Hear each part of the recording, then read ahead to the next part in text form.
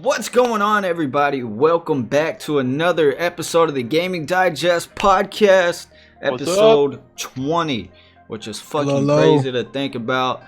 Kev, this is like episode 3 for you, but for me and Cyborg, it has been a long road to episode 20. Feels like it was just yesterday.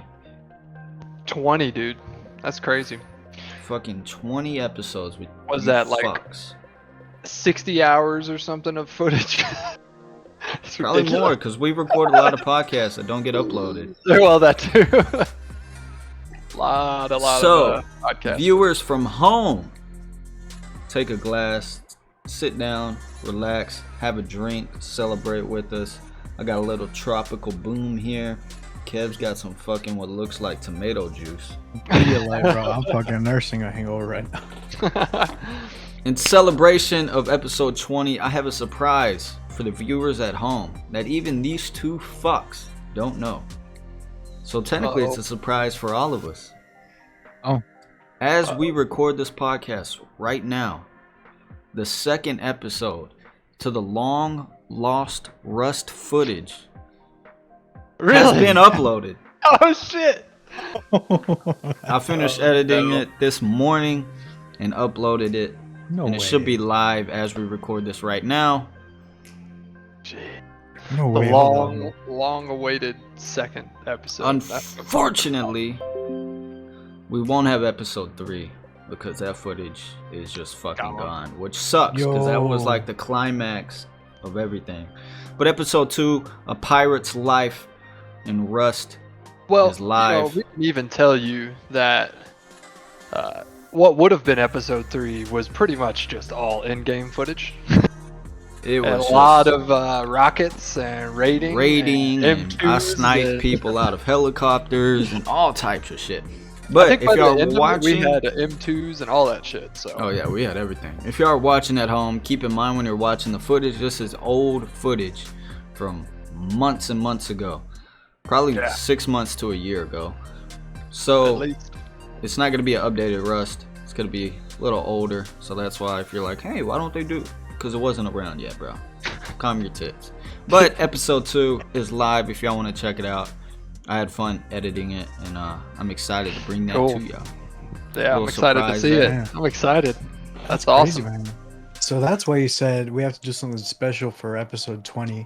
Last episode. That's crazy, man. All right. Planning ahead like this, bro. Crazy. Just kind of worked Even out. the MCU could have predicted this, man. Well, I'm looking forward to watching that for sure. With that being said, it has been a crazy week for us. Me and Cyborg, I guess a little backstory.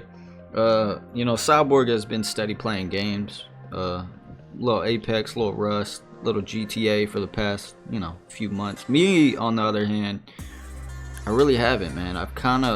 I never thought this day would come, but I kind of lost my passion for gaming. And I think it's more so the quality of games that are out there than just my passion for gaming. I have trouble like playing games by myself anymore. Like I really need, it could be the best multiplayer game ever.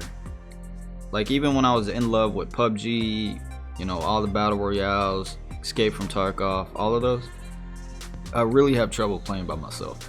I just get bored very easy. I need that like interaction. However, me and Cyborg tried to play a little bit of games last weekend. We stumbled around with some Risk of Rain 2. If y'all haven't checked it out, it's fucking an amazing fucking game. It's actually changed a lot since we last played it. I guess there's an ending now. Somehow, I don't know how you make it there, but the game's gotten a lot harder since we last played. But it's essentially a wave-based game. Where you get like, what's neat about this game is you get perks. They give you abilities, and there's tons of fucking perks in this game, hundreds of perks, and they stack upon themselves as you go deeper in the game. So as deeper as you go, the harder the game gets, but the more overpowered your character gets, because it gets all those perks. And you would think like it'd be harder solo, but in solo you get all the perks. You're not sharing them with teammates and things like that. In solo, your character is stupid OP. And they got a bunch of new characters, bunch of new enemies, maps. Played a couple new characters. We played the new one. I really like the little grappling guy, man. Yeah, the melee He dude. is killer. He is killer. I like the uh, new guy, man. I like the new bandit dude, except he's like a fucking glass cannon. He has no HP. He can shoot a lot of damage, but he dies in one hit. It's crazy. It's rough. But Kev, I don't think you have any experience with Risk of Rain 2. Nope. It is a fucking fantastic game. Me and Cyborg bought it like the first week it came out, knew absolutely nothing about it. Just saw it on All Steam. we saw was the outstanding reviews. Overwhelmingly and it was only positive. A week. Like Overwhelmingly it was positive, and it was like 14,000 reviews at overwhelmingly positive. And Kev, you know how incredibly rare overwhelmingly positive reviews are on Steam? Yeah. So we're like, definitely. fuck it, let's buy it. So me and Cyborg played that a little bit. We hopped back into Dead Side a little for a little bit. I don't know about Cyborg. Still not much changed, man. There's just not enough different. So Dead Side's kind of like a survival DayZ-esque game, and we played it about 8 months ago or something like that, a while ago, and it was fun. We had a good time, but the game was it just felt kind of lackluster. There wasn't a whole lot in the game. Very repetitive. The enemies haven't had any updates to them. The map really hasn't had any updates to it. Just kind of those little things that you kind of look for, as the game ages. Yeah, so we hopped back in, and honestly, I would say it had less content, because I don't know how you get those guns that were in the shop previously that you can buy. Guns out, yeah. I'm sure there's some like fucking. It might be the new. So they did put in the new heli crash and like this new airdrop, which conveniently enough, the first time I found one, it only had one like shoe in it or something stupid that someone left behind. But I would assume that that's how you get those guns that were previously a little more accessible. But I think BS Cyborg kind of felt the same about the game hasn't progressed any. The map, it's very barren. Like from point A to point B, they have monuments, like most games do, points of contact, but between the points, it's just nothingness. There's no reason for people to go there, and then you get to like these cities, but they're not really cities. It's like 4 houses, and they're all the same. And the same cookie cutter townhouse, same thing. They have a couple military base, which is actually kind of fun, but the AI, I hate the AI. The AI just fucking bomb rushes you. Yeah. There's no like sense of like survival with the AI. It's just like I know that they can't be killed that easily, so they just like they just go. And they'll fuck you up if they get the chance. But I don't know. All in all, like I had fun playing it, but after a while, it's just like okay. It was a good one to jump back in and kind of see if it had changed.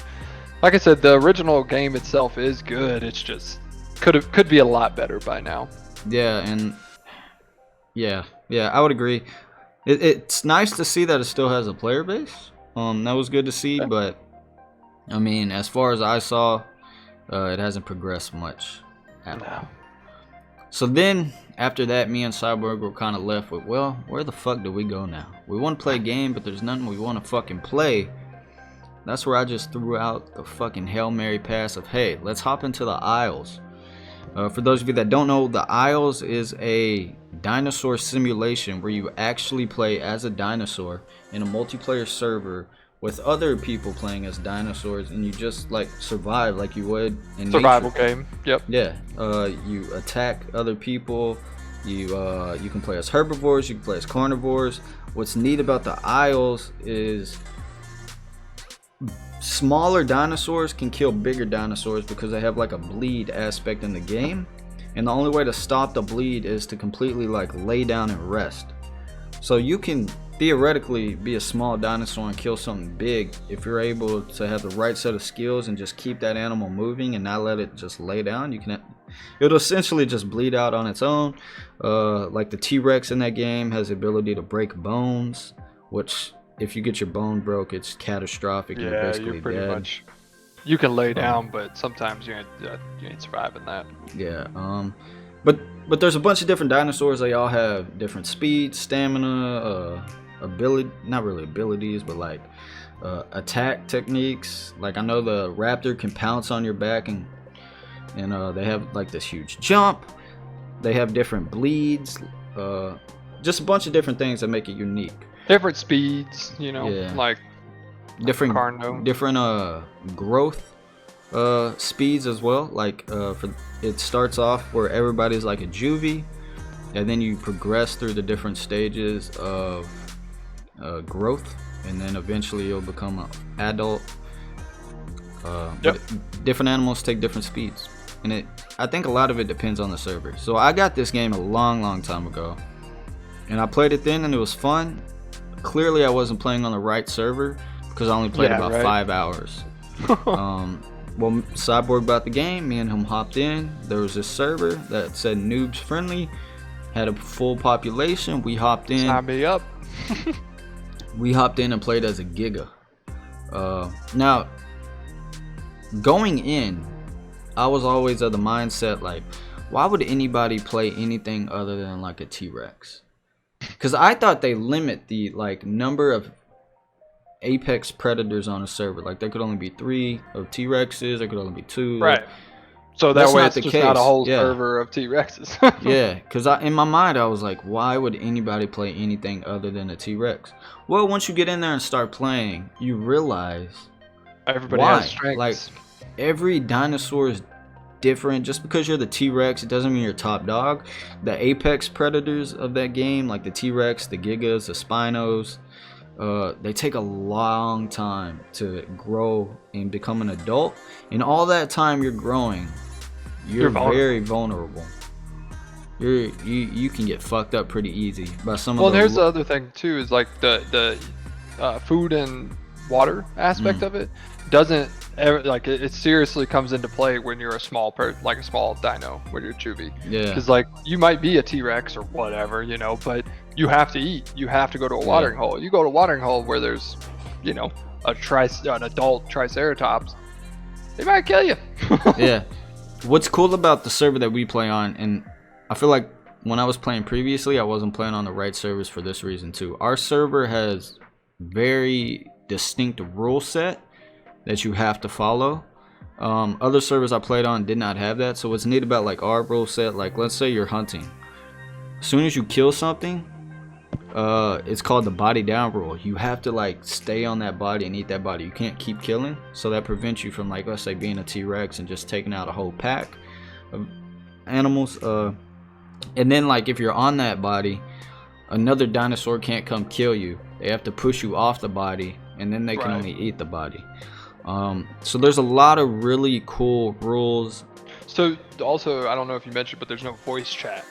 Like, there's no in-game voice chat. There's no in-game voice chat. So you have to you communicate through different calls that each dinosaur makes. So you have a broadcast, you have like a friendly, you have a like an angry, aggressive, like fuck you type, aggressive, and then you have a like help me.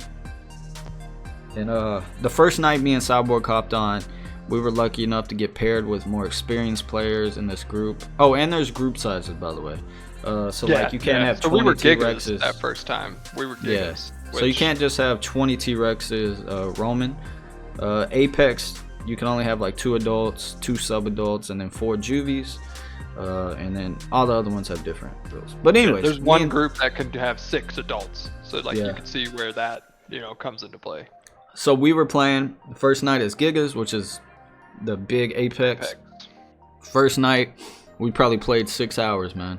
And we didn't even want to get off. We were just like, bro, it's fucking 3 a.m. and we got to be up in 2 hours for work. It's hard. I think Cyborg would agree. It is the most immersive, incredible experience I've had in a game in a long time. Yeah, 100%. And Kev, so we basically sent Kevin a message, I think the very next day. Yeah. And we were like, hey man, look, like, log on, we gotta talk about something. Kevin was like, wait, I had what? no context whatsoever. This way I just jump in, and I'm like, probably thought he was about to get kicked out of the group. He's oh god.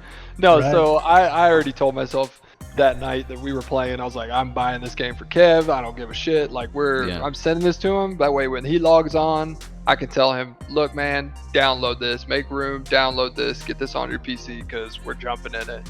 And dude, I mean, Kevin could attest. It's a lot of fun. It's immersive.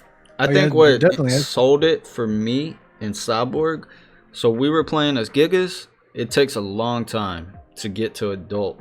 Probably takes 6 or 7 hours to get to an adult as a Giga. So we spent a lot of time, and there was 2 like moments in that first playthrough. Keep in mind, I've had this game for a while. I was having fun, but there was 2 like moments in that first night that we had where I was like, all right, I'm fucking sold. One of which was we were still all like babies. There was 3 of us babies, 2 sub-adults, and 2 grown. And nighttime is fucking rough. Like, each dinosaur has different levels of night vision that they can see. The Giga's night vision is terrible. You can't really see that far. But you can hear, like, big footsteps all fucking around us. Dinosaurs calling. So, like, we were being hunted. And then the 2 adults and 2 sub-adults were like, there's like a chat that you can type. And they're like, Juvies, get in the middle. So we're like huddled in the middle, and they're just circling, protecting us. Meanwhile, you can hear big footsteps just around, but we can't see hardly anything because the night vision is so poor. So we're just oh shit, so fucking epic. And then the second thing in Cyborg, I know this was like a fucking crazy moment for you too. The 2 adults went hunting, and they found another player as a Triceratops, a fully grown Triceratops.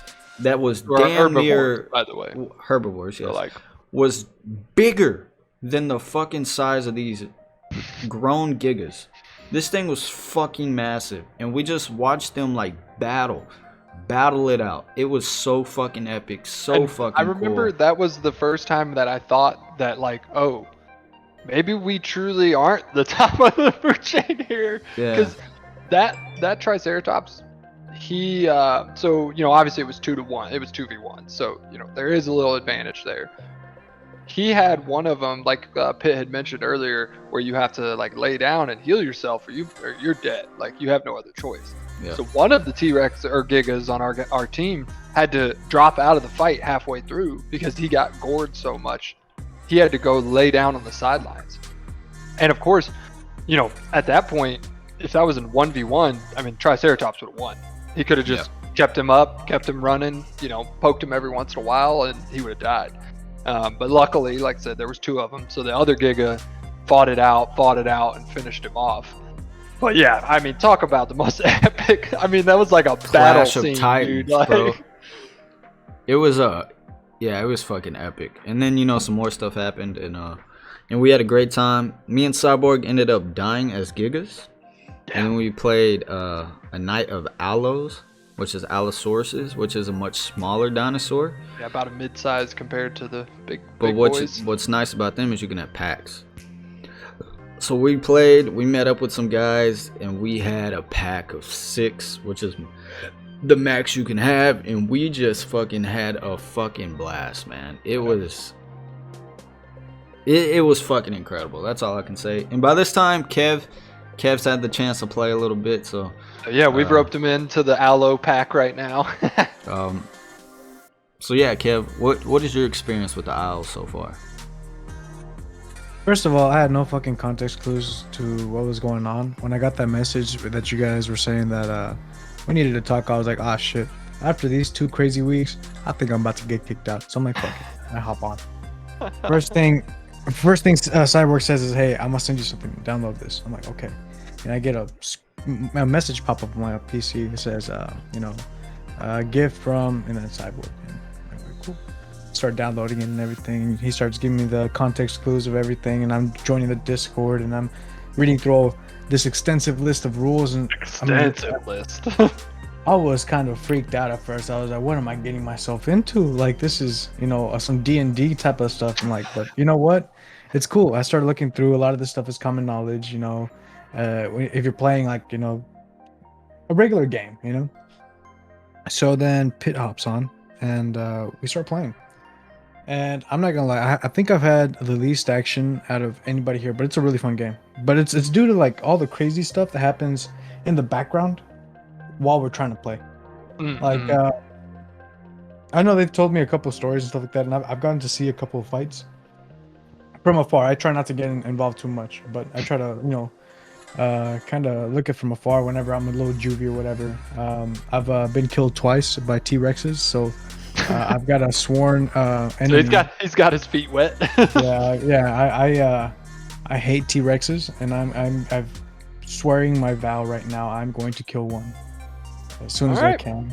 All right. But yeah, I've been killed twice by T-Rexes, and so far it's a pretty fun game. I've been able to do a lot of gaming due to college starting back up and me trying to get ready, sending my sister over to Austin, which that in itself was a shit show and a half. I got stories about that with the near-death experience sprinkled in, but yeah. So I mean, but it's been a lot of fun, and if we end up recording anything, I really look forward to sharing some of this stuff. Yeah, no, I have some really dope series in mind where it's like we have multiple episodes. Our life as a juvie, our life as an adult. I think there's something on the TikTok, on my TikTok too, that's a dino video. So like you can search up and look. You know, I streamed a couple minutes of it. Kev tried to stream a couple minutes of it, so you might still catch a couple footages. But yeah, we definitely want to make some sort of video from this game. Sure. It's a very beautiful game. Oh, incredibly beautiful, cinematic, immersive. Like,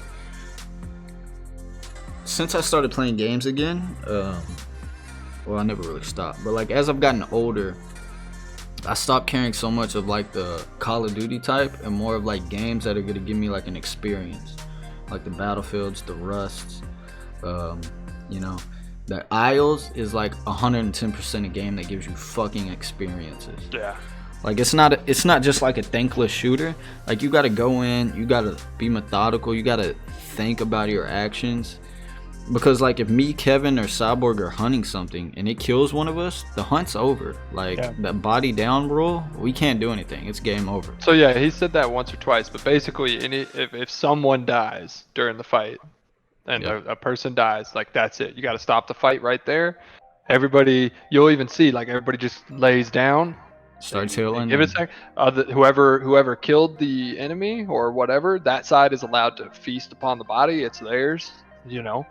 And Pitbull will attest to this, but you know, that fight stops doesn't mean everything around you stops. Yeah, no. Because we've had fights that were over and then been called off of bodies by other groups that come in and they're like, "Hey, we just got here.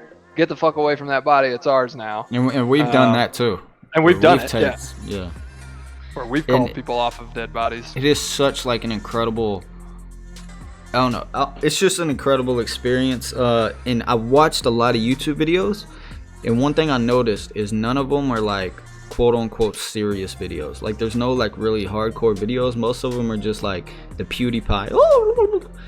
So kinda we can go in gameplay or whatever. Yeah, we can go in series where we actually fucking do some like dope serious shit. I think it'll be fucking amazing. And what surprises me about the game, and that really like opened my eyes, is how balanced all the different species are.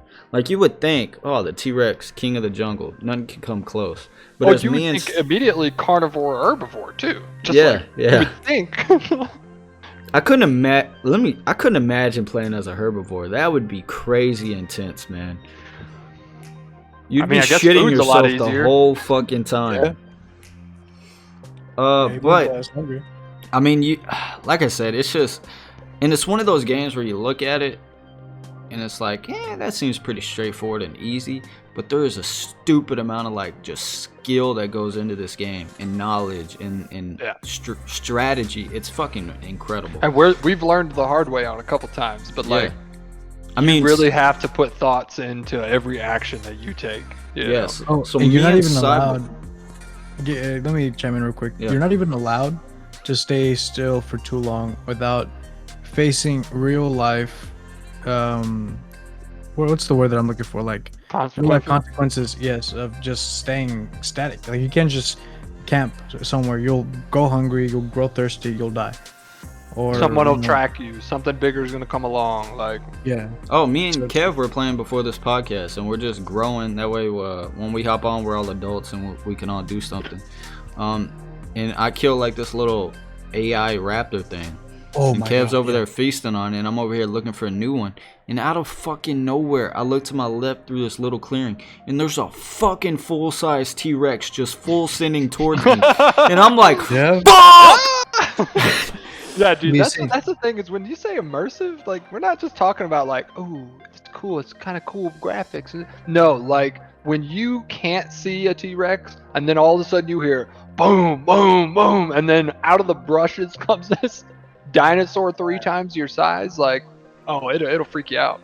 And Oh, for what's sure. neat is like the T-Rex is fucking massive, right? And we've been playing Allosauruses, which is a much smaller. It's like a In medium comparison, tier yeah. dinosaur. And me and Cyborg watched a pack of 4 take on 3 T-Rexes. So there was 2 fully grown ones and then 1 like sub-adult juvie that was still growing up. And we watched a pack of 4 like circle this thing and just run in and bite and attack this juvie. For like 30 minutes this battle went on before they killed the juvie and won. And like I said, body down, the adult T-Rexes are hopeless at that point. What's Yeah, they crazy just have though, to walk away, you know. what's crazy though is those adult T-Rexes just had to bite the Allo once and it would have been a 1 bite KO. And then the battle would have been over that way. So the fact that those 4 Allosauruses They were were smart able enough. to fucking take on this juvie is fucking crazy. It's just mind blowing that this game. Yeah, has because that right much after depth. that right after that battle, I was just chilling, and I look over, and the T-Rex comes full sending it at Kevin, and just one taps Kevin. Like, No, yeah, no, yeah, yeah. it was we were playing with a pack, and there was that guy. oh, it wasn't Tenny. Kevin. That's right. It was Yeah, yeah, yeah. So we're playing with this full pack, and we're just all chilling by the water, watching this battle that happens up the ridge, and then so there's a crouch mechanic in the game which you can kind of creep up, and it'll give you like a speed boost for like a short amount of time, basically like a pounce to help you attack prey. So I see these T-Rexes crouching up on us, and I'm like, there's no reason they would be crouching up on us unless they were gonna attack us. So there's this teammate of ours who we met on the game, and I was like, hey bro, watch out, T-Rexes are creeping on us. Watch out! They're creeping on you, and he's just watching them, and they didn't have to run or nothing. They just walked up, and he died. Yeah. I was like, you fucking idiot. Yeah, no, he paid for that. That was shortly after. So we were, I think, 5 strong at that point almost. And so, you know, mind you, this battle with T-Rexes was going on, and I think it wasn't even morning yet. Like, it was still night, and we were all into the tree line. And we just kind of heard something, you know, we're like, oh, we hear something out there, blah, blah, blah. Sure enough, another adult Allo, I think it was an Allo. Yeah, I think it if I'm was not too. mistaken, which I still don't know that rule if you're supposed to attack your own or whatnot, but he just bull nose charged in at all 5 of us. And of course we get up. So a little and start backstory running. is, like I said, nighttime you really can't see anything, but the eyes fucking glow. Like you can spot the eyes easy as can be. So we're like in this thick foliage undercover, just laying down, resting, waiting for daytime. And I guess he saw my eyes or something, and he didn't know that there was 5 of us in here. So he just bomb rushes through this tree at whatever he didn't know what it was. He just saw an animal, was probably hungry or whatever. Bites me, keeps running, and then all of a sudden fucking 18 of us just burst out of this fucking we all just tree. like stand up. And then we're starting to chase him. And then Cyborg made a fatal mistake and ended up falling. But what helped us is he kept attacking, so then we were able to kill him. Yeah. If he had not, we wouldn't have been able to. If he would have just laid down and did the body down, whatever, but he kept attacking, so, you know, fair game at that point. Also, I'm like, how ballsy is this guy? I was like, why am I the one he fucking took? And mind you, like I said, Pitt made a mistake. I was running like straight basically, and like kind of in the open, and he was just on my ass, just chomping the whole time. So, because he's not a one-shot kill on me, right? I mean, it had to take like 6 bites. So what happened was Cyborg burst out into this clearing, and he was running, and it would have been fine if he would have stayed in the clearing because we were all there. But then he darted back into like thick tree cover where nobody could see. And then Cyborg, of course, like, you get hung up on foliage and stuff, so he just made it easy for him. If he would have stayed in the open, I think he would have had some. Yeah, I think I would have gotten away and someone else could have focused him. But, or if you would have just stayed and fight. Look, man, I wasn't trying to die. But, fuck. But, yeah, no, but long story short, if y'all haven't checked out the Isles, y'all like dinosaurs, check it out. Find a good server. Find a good server with a good population, good community on it. It seems like the server we're on, it's the same people day in and day out. Right. Seems that there's people there that aren't really toxic either. Like there's not really much shit. It's a good community. Everybody wants to have a good experience from the game, so that's and good. Surprisingly, there's like a good mix of like really experienced players and noobs and everything in between. I've had a lot of fun, and what's crazy is like we played probably 15 hours or so since we've got the game, maybe more. And like we've only tried 2 dinosaurs. Yeah. We've tried the Aloe and the fucking Kev's only tried 1, and we tried the Giga. So like we still have another 5 or 6 carnivores to try, and then there's like another 8 or 9 herbivores that I don't think herbivores, I'm ready. man. Ooh, man, that's a rough one. But there's a lot of carnivores I want to try, and once we get the hang of like, all right, this is a dope dinosaur, we're gonna make a cool series for you guys. So keep that out. Hunt Showdown still in the process. Working. We're just so infatuated with the fucking Isles right now. It makes it hard to turn that game off. Same with we also got a new video coming. I walked Cyborg through it. He's on board. I walked Kevin through it. I believe Kev said he was also on board. There's this game called Bigfoot, and it's basically you hunt down Bigfoot. Yeah. And it's not meant to be a horror game, but it's fucking wild. I watched a full playthrough on this game years ago, and at that time I wanted to fucking play it, but it was kind of bare bones, you could say. Now it is like the graphics are redone. It's like the Hunt Call of the Wild. It is fucking the game looks beautiful. It's super intense. It's fucking a horror game, even though it's not meant to be, and it's basically like we're all just gonna be fucking Bigfoot hunters and hunt down Bigfoot. I think it's gonna make for a fucking sick video, and I can't fucking wait. I can't fucking wait to play that. So we got some dope videos in the pipeline that I can't wait to. And to fill that little gap, you got a Rust video, so make sure you go check it out. Didn't even know you was gonna get it. That's awesome. For real. For real. You might have not gotten this podcast on time, but I think that Rust video should more than make up for it, to be honest. Yeah, sorry for the delay. I know this week, the beginning of the week was pretty hectic for Kevin. I had a concert too, and then the podcast night, of course. And then fucking Friday, I worked a 14.5-hour shift, and then I had to do shit with my girl. So it's just been a fucking shit show of a week for all of us, schedule-wise. But we're here now. I'm banking on that, nobody's too worried about us sticking to that strict schedule, so we'll be all right. I don't think the 3 people that watch our podcast are not yet. Or the TikTok videos, to be honest. But honestly, let me talk about that for a second. Okay. Every time I touch TikTok, it's like 3 views. Kev gets like 1,800. I was like, I gotta stop loading videos on TikTok, man. No, it's because it's like knows. algorithm.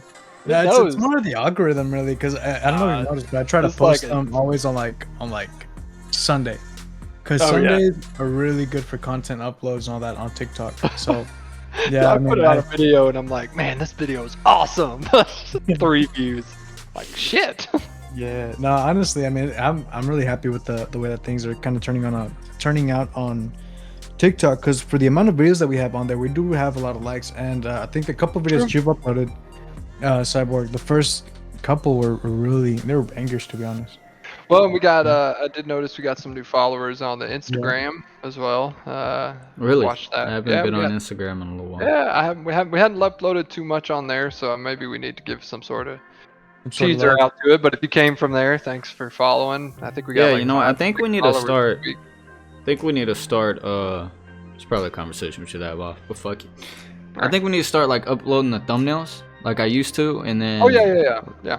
hey, new video out, link in description, Link here. hashtags, all that bullshit. Anyways, I digress. So guys, in other news, have y'all seen, and I know I linked it in our little group chat, did y'all watch the video of the new Battlefield? What do you mean, like the new like cinematic trailer for... Oh yeah, the I trailer? I haven't watched the trailer yet. So, I mean, I wouldn't even call it a trailer because there's no single player. But it basically links Battlefield 4 to this new Battlefield, and it's fucking incredible. It's unfortunate we're not going to have a single player because I've always really enjoyed Battlefield single players. But if they're just going to invest all that time and effort into the multiplayer, dude, I fucking can't. Then I'm fine. Yeah, I'm fine with that. I am a fucking huge Battlefield fan. I have thousands upon thousands of hours in Battlefield 4. The later ones, I have a ton of hours in, just not as much, man. I feel like Battlefield really thrives when you have a modern day game where you can do all these crazy attachments and vehicles and weaponry and all that. Which have you seen the kind of like way you load your weapons out now? Yeah, it's pretty dope, dude. Dude, I'm fucking stoked. Like, Kev, have you played? Kev, you played much Battlefield? Not much, to be honest. I mean, like I was saying in the first podcast, for a long time I couldn't play many video games. I've seen a lot of friends kind of play some of the stuff. I remember when Hardline came out. I think it was Battlefield Hardline, right? Yeah. Hardline was pretty dope as well. It was a bit like it was kind of like I want to call it like a full Battlefield. It wasn't like an arcade game, but it was somewhere in between, just kind of to get us by until the next major Battlefield. But Battlefield 4, Kev, I mean, dude, I used to love playing that game. So I would play it like realistic with friends, and we would play where like we would just go to an enemy spawn and just like there's a game mode called Conquest, which is basically a giant map, and there's different objectives on there, basically like domination in Call of Duty that you can capture. At the end, like you kill people, it bleeds tickets. You destroy enemy vehicles, it bleeds tickets, and then you get like a ticket bleed versus the flags you have. And at the end, whoever reaches 0 tickets loses, right? Right. So what we would do in big games like 64 players, just fucking massive games, and what we would do is like we would go to a building that we know people would constantly go to, and we would just lock that building down and just see how long we can hold out. There was this one night map, I can't remember the fucking name, but it was a normal map, but then there was like a night variant, and I fucking loved the night variant. Like we used to just go through the darkness like fucking Navy SEALs. But there was like this radio tower in the back of E spawn, right where the enemy spawn point is.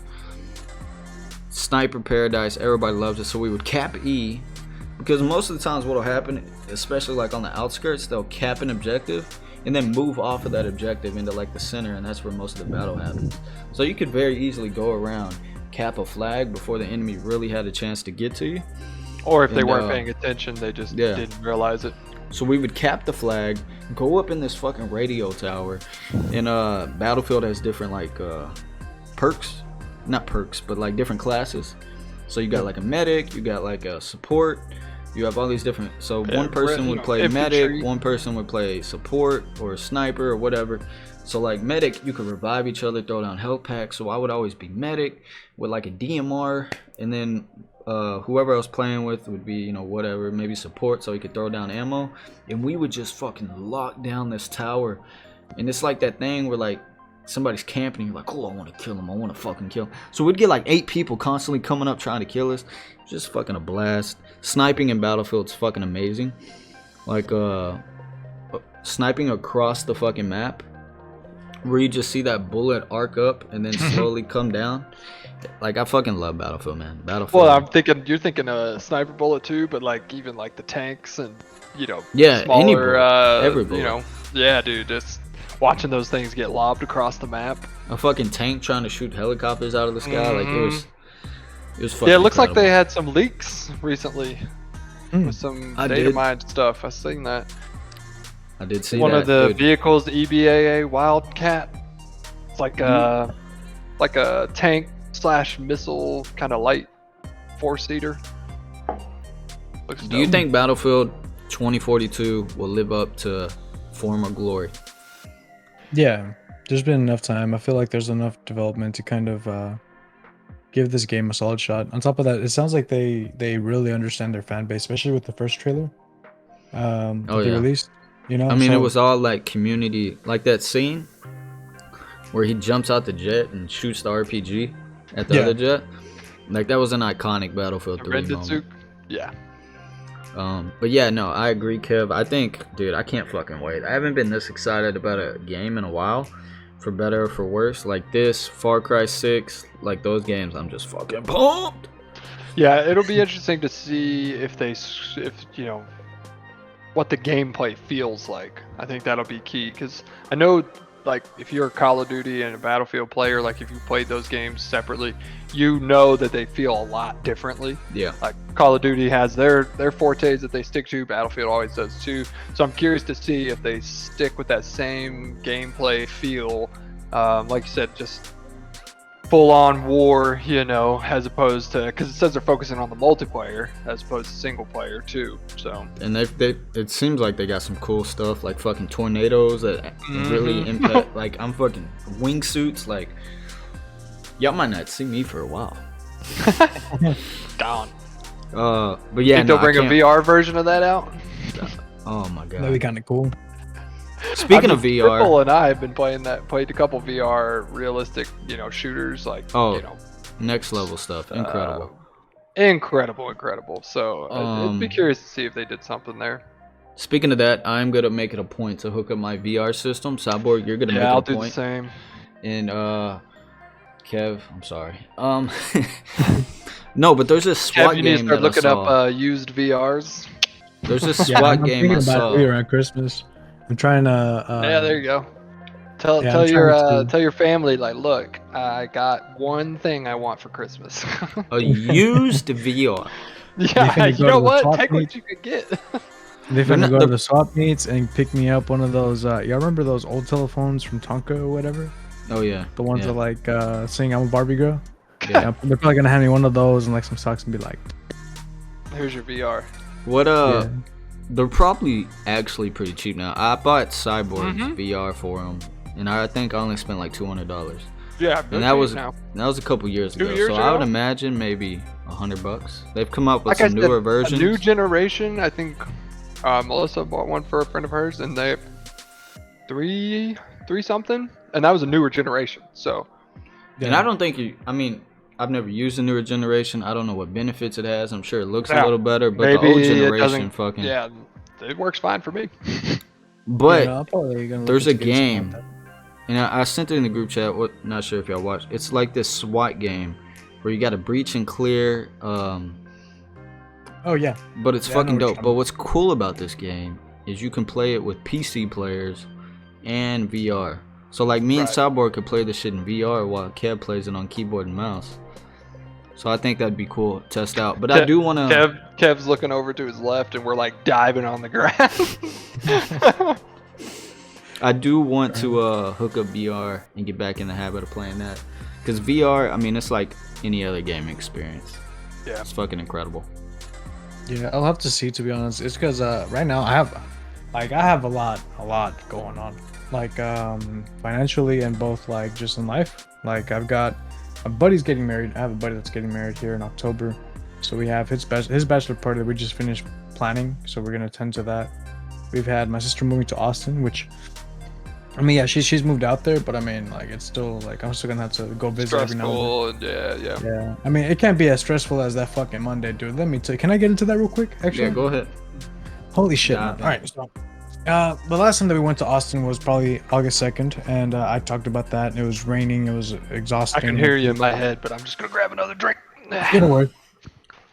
Crazy exhausting. Yeah, I need one too, man. If you could pass me a virtual drink, I'd appreciate it. But yeah, no, it was a shit show, man. It was rain every day, like fucking constant rain all throughout the day, and so couldn't see anything really. Visibility on the highway was trash, and we almost got hit. Right. Well, this next time I came to Austin, Going there was no problem really. Like it was just I just needed my morning coffee. And I did kind of mess up and not sleep as much the night before because my sister had to go get something to somebody at midnight or something crazy. But we had to be up by like 7, so I didn't get much sleep. Well, we drive. The drive to Austin wasn't too bad, but we get there a bit early.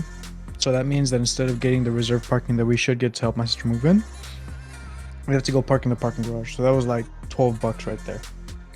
All right, and we haven't even like unpacked anything. Then we have to unload everything into these little buggies because the elevators were down. And so my sister lives, I'd say, on the 3rd floor of the apartments, which technically comes out to be like the 5th or 6th floor.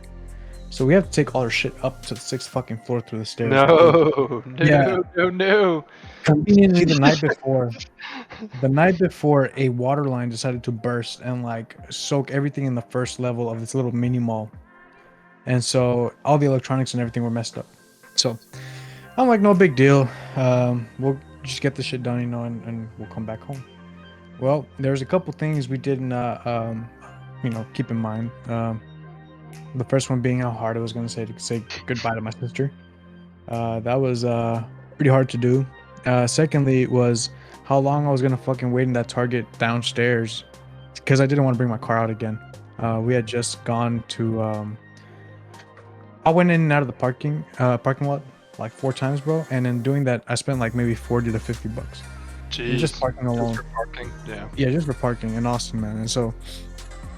yeah, it's a shit show. We had gone to the store to get more stuff for my sister, and so I threw my shoulder out, taking a mini fridge up to my sister's room because some idiot was fucking throwing poppers, like those little fucking 4th of July poppers that you throw on the ground. He threw one at my feet, and I dropped the fucking thing, the mini fridge, so that I wouldn't drop it down the stairs. And in doing so, I just heard a loud pop, and I was like, "Fuck." I had to go request help from some movers that were there. Apparently for us, we didn't have to move shit. They were supposed to do it for us, but they weren't working. Oh hell no! Yeah, so you know why? You know why? Because that elevator was out. They were like, I'm saying. I was telling my mom, I'm like, I'm bitching about the 3rd floor, but I'm glad we're not living on like the 27th floor. Like that shit would have been fucking ass, bro. Nah, but so that's most of what happened during the day, right? But the real kicker happened at night. I specifically told my mom I don't want to drive at night, so we might have to spend the night. But none of us decided to like call off because we thought we were gonna be home a lot earlier, or work, whatever. So I'm driving. I stopped at Buc-ee's, got me a little energy drink, recharged my energy, and I'm driving, bro. And so, for whatever reason, we were 20 minutes away from home. This weird thought popped in my head. 2 weird thoughts popped in my head. I'm gonna tell my mom that I feel uncomfortable driving next to other drivers, especially at night, and especially semi-drivers, because I feel in danger when I do so because they're typically either coked out of their mind, iced out of their mind, or sleepy, So I tell her this like 5 minutes before we get to the 20-minute mark. Then if there's any truck drivers watching, I'm sorry. No, fuck you, bro. Let me tell you. Let me tell you why. Fuck y'all, bro. No, honestly though, like you take some responsibility if you're not gonna fucking pay. Like if you're tired, is this like an irrational fear of yours? No, it's not irrational. Want me to tell you why? A fucking semi almost fucking killed us, bro. Oh jeez. Almost, bro. Let me explain what happened. How crazy this shit happened. All right. 20 minutes before we get home, traffic's winding down. I see the traffic on my GPS slowing down, and I have this thought in my head: 20 or 90% of accidents happen close to home. We're close to home. I should be more careful. That is true. So I like checkering my positioning with in traffic. So if there's a couple cars to the sides, I'll purposely slow down so I'm not in that little spot in case either one of them has to move into the spot in front of me, right? I'm being responsible. Well, I had that thought. My dad calls us. And as soon as my dad calls us, my sister was on the phone with my mom. As soon as my dad calls us, I just see this black Buick get launched into the back of the semi in front of us. If I had been as much as a foot closer to that semi, if I hadn't slowed down when I did, bro, that car would have hit on my mom's side. Dude. We felt it was so fucking strong, bro. The impact from the back was so strong. The sound literally felt like we were the ones that got hit as well. Yeah, like you felt the shaking. Shaking everything, the glass coming up over to the cars, everything. That fucking car was totaled from the back. It looked like a fucking slide, like a playground slide. Jeez. When that semi was done. And keep in mind, this guy crashed into the semi in front of us, so the front end is all pushed in, bro. By some miracle, this dude only suffered a scratch on his head and on his nose. See, irrational fear. Must have been wearing a seatbelt. Man, yeah, definitely was.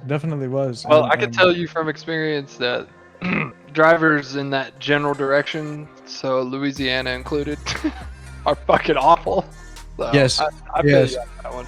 100%. Some Texas drivers shouldn't be driving. Like, I'm convinced they bought their fucking license or something.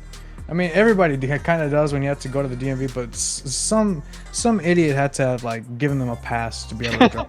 It's like, do you know what a car is? Yeah. Yeah. Pass. Points at a fucking tricycle. It's like, close enough. It's got wheels. All right, bro. Give me the 40 and head out. I'll see you back. I don't know, man. I don't share this hatred for truck drivers. It just depends. So it's only for irresponsible drivers, bro. It's only for irresponsible. Was he a Swift driver? I'm gonna be honest. I was in fight or flight mode. Probably was a CR England or a Swift. Like, possibly, man. I will say it's not all truck drivers. It's the irresponsible ones that are fucking driving at night when they shouldn't be, or they're fucking distracted as shit. This dude is literally distracted because the car next to me was going the same speed as I was.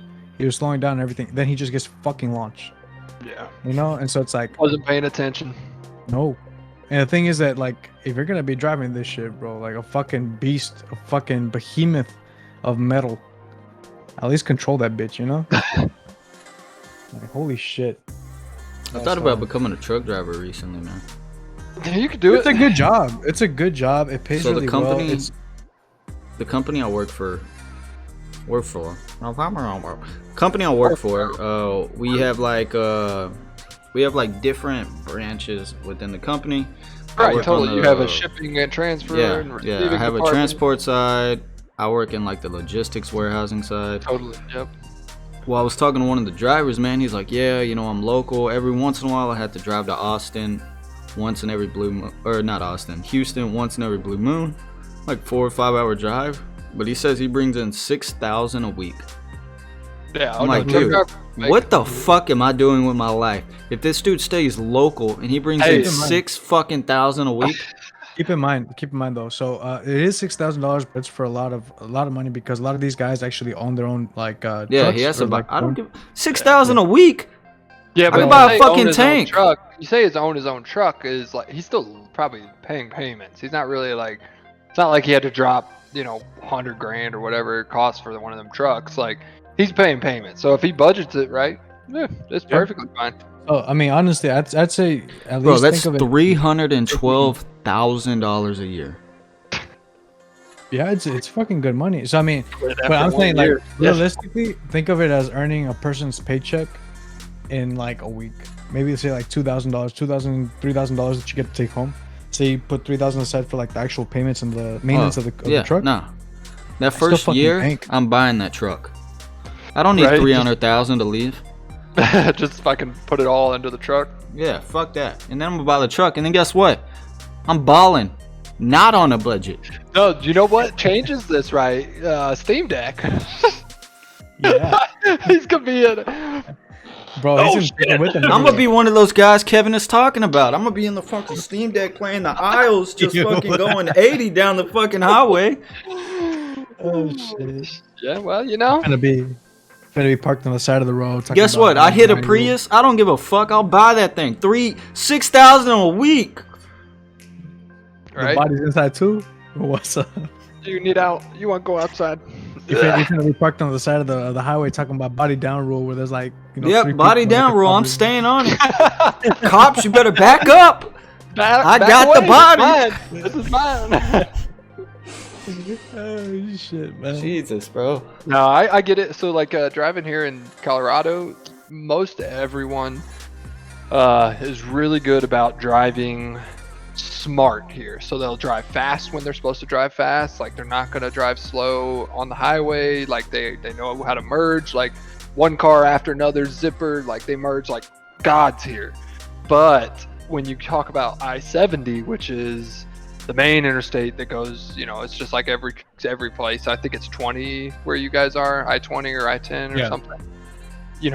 Have that main west-to-east interstate. Mm-hmm. So this thing comes from Kansas, all out in the fucking plains, and it goes through the mountain, and then out the back of the mountains, to Cali and all that.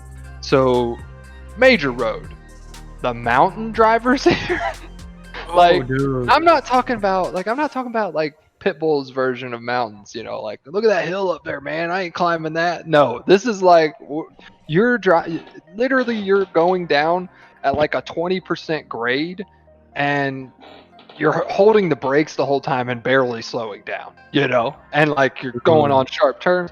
Well, people here, man, they are like Grand Theft Auto, Need for Speed times 6,000, just like whipping the funky music right now. And I'm fine with most of the time, because you do have to stay up with traffic. Like you need to keep going fast.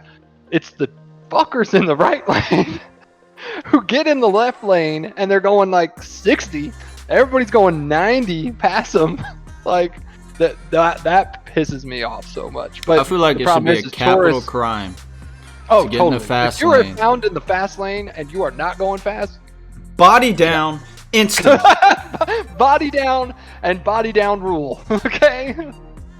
But seriously, it's like it's because the semis, they have to drive within a certain, like if you get a ticket for speeding in the mountains, you will not be driving your semi much longer. Like they'll take your license away for that shit, because they had a massive pileup that killed like 13 people because the truck driver wasn't paying attention.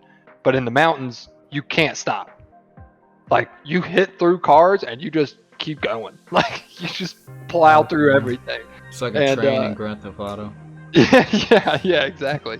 And so I mean, like you have the trucks in the right doing the right thing, because that's what they got to do, and then you have everybody else in 2 or 3 lanes.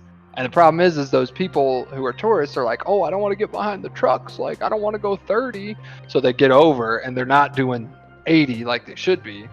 That's what causes all the issues, man. You'll see all the locals just like bobbing and weaving and going through there. That is why I do 100 on the interstate. Hey, I mean, somebody's got to do the right thing. I'm not dying. Like, I'm bobbing and weaving to get out of there. I used to just like any opportunity I got where it was open highway, I'm fucking flooring. Oh yeah. Until I got my ticket, and now like I have to take it easy for 3 months so it doesn't go on my record. After that, you best believe I'm back. Yeah. I got pulled over going 101 in the 65. How do you still have a license? The cop was really cool, so I had my gun on me, and I told him, I was like, look, man, I'm packing. And then we got to talking about guns, and he was like, you know what, buddy? I'll do you a solid. I don't want to have to arrest you. So what I'm going to do is I'm going to put you were going 91 instead. I was like, well, is that much better? But okay, thank you. I guess I'm not going to jail, thanks. He's like, what's that, like a $500 ticket? It was nowhere, man. So I hired a lawyer because Smart. I did not want this to go on my ticket. So I spent $100 on a lawyer. Take anything away from this podcast today, ladies and gentlemen? Fucking lawyer up. Lawyer. Like, don't lawyer be up. And Cyborg isn't a good friend and didn't hook me up with his lawyer friends. I had to come out of pocket. My lawyers would have been like, fucking arrest that motherfucker. Give him the chair. Fucking body down, bro. Body down. Right. But he was able to get it like off my record. I don't have to do any classes, anything. I just had to pay $300 and like $30 fine. $30, okay. And the next 3 months, I'm like on like a probation thing where if I get another ticket, I'm fucked. So, there you go. So like now I'm driving like a fucking grandma. Well, it's only 3 months though. What was that, like a month ago? But it only counts like from court date or from when you pay your ticket off. And I paid my ticket last week. Oh shit! Oh yeah, you gotta wait. Oh yeah. Well, I got pulled over in May. I didn't have fucking court until late. Oh yeah, your court was probably delayed because of COVID. Late July. And then so like the end of July, I had my court date, and then I paid it off last week. So. Ah, well, it's not bad. So not Yeah. 3 months. Damn, bro, that sucks. Nah, I feel you Is though. what it is. Cyborg, on your talk about the mountain drivers and all that, bro. I think the worst thing to do is if you really hate yourself, take a mountain drive in the If you really snow hate yourself. at night. Oh, I yeah. love No, driving at night, man. If you No, really fucking hate yourself, if you want to kill yourself, bro, and the mountains don't do it to you, you'll probably do it at the end. Like, I'm gonna tell you why, bro. Everyone has their they're like secrets. that was perfect timing.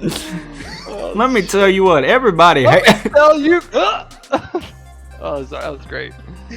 But no, I 100% agree. Because we were taking a trip through the mountains, up in Oregon, and it wasn't snow, thankfully, but it was like sleet, and it was raining really hard because up in the Pacific Northwest, just fucking raining all the time. Well, I kid you not, there was people going by me like 95, and like I couldn't see 5 feet in front of me. I'm like Jesus, gripping man. the white knuckle on the steering wheel, like this is it, man. That's where we at, right here. Jeez, man. I remember I was going to my yeah. friend's party one night. It was pretty late. It was with my buddy Chris. And we're driving, and I drive down 635 every day for work. Back then I lived in Garland, worked in Flower Mound. It's like an hour drive. Right. So I'm used to going down this highway. It's raining a little bit. I'm fucking hauling ass in my truck. Not fucking worried about it. There's this part where it's like construction where you can tell they like filled in potholes, but they didn't do it smooth, so it's like a little hump. Oh, never. I hit this hump and hydroplaned, going like 80 on the fucking highway. So I'm like driving, I'm just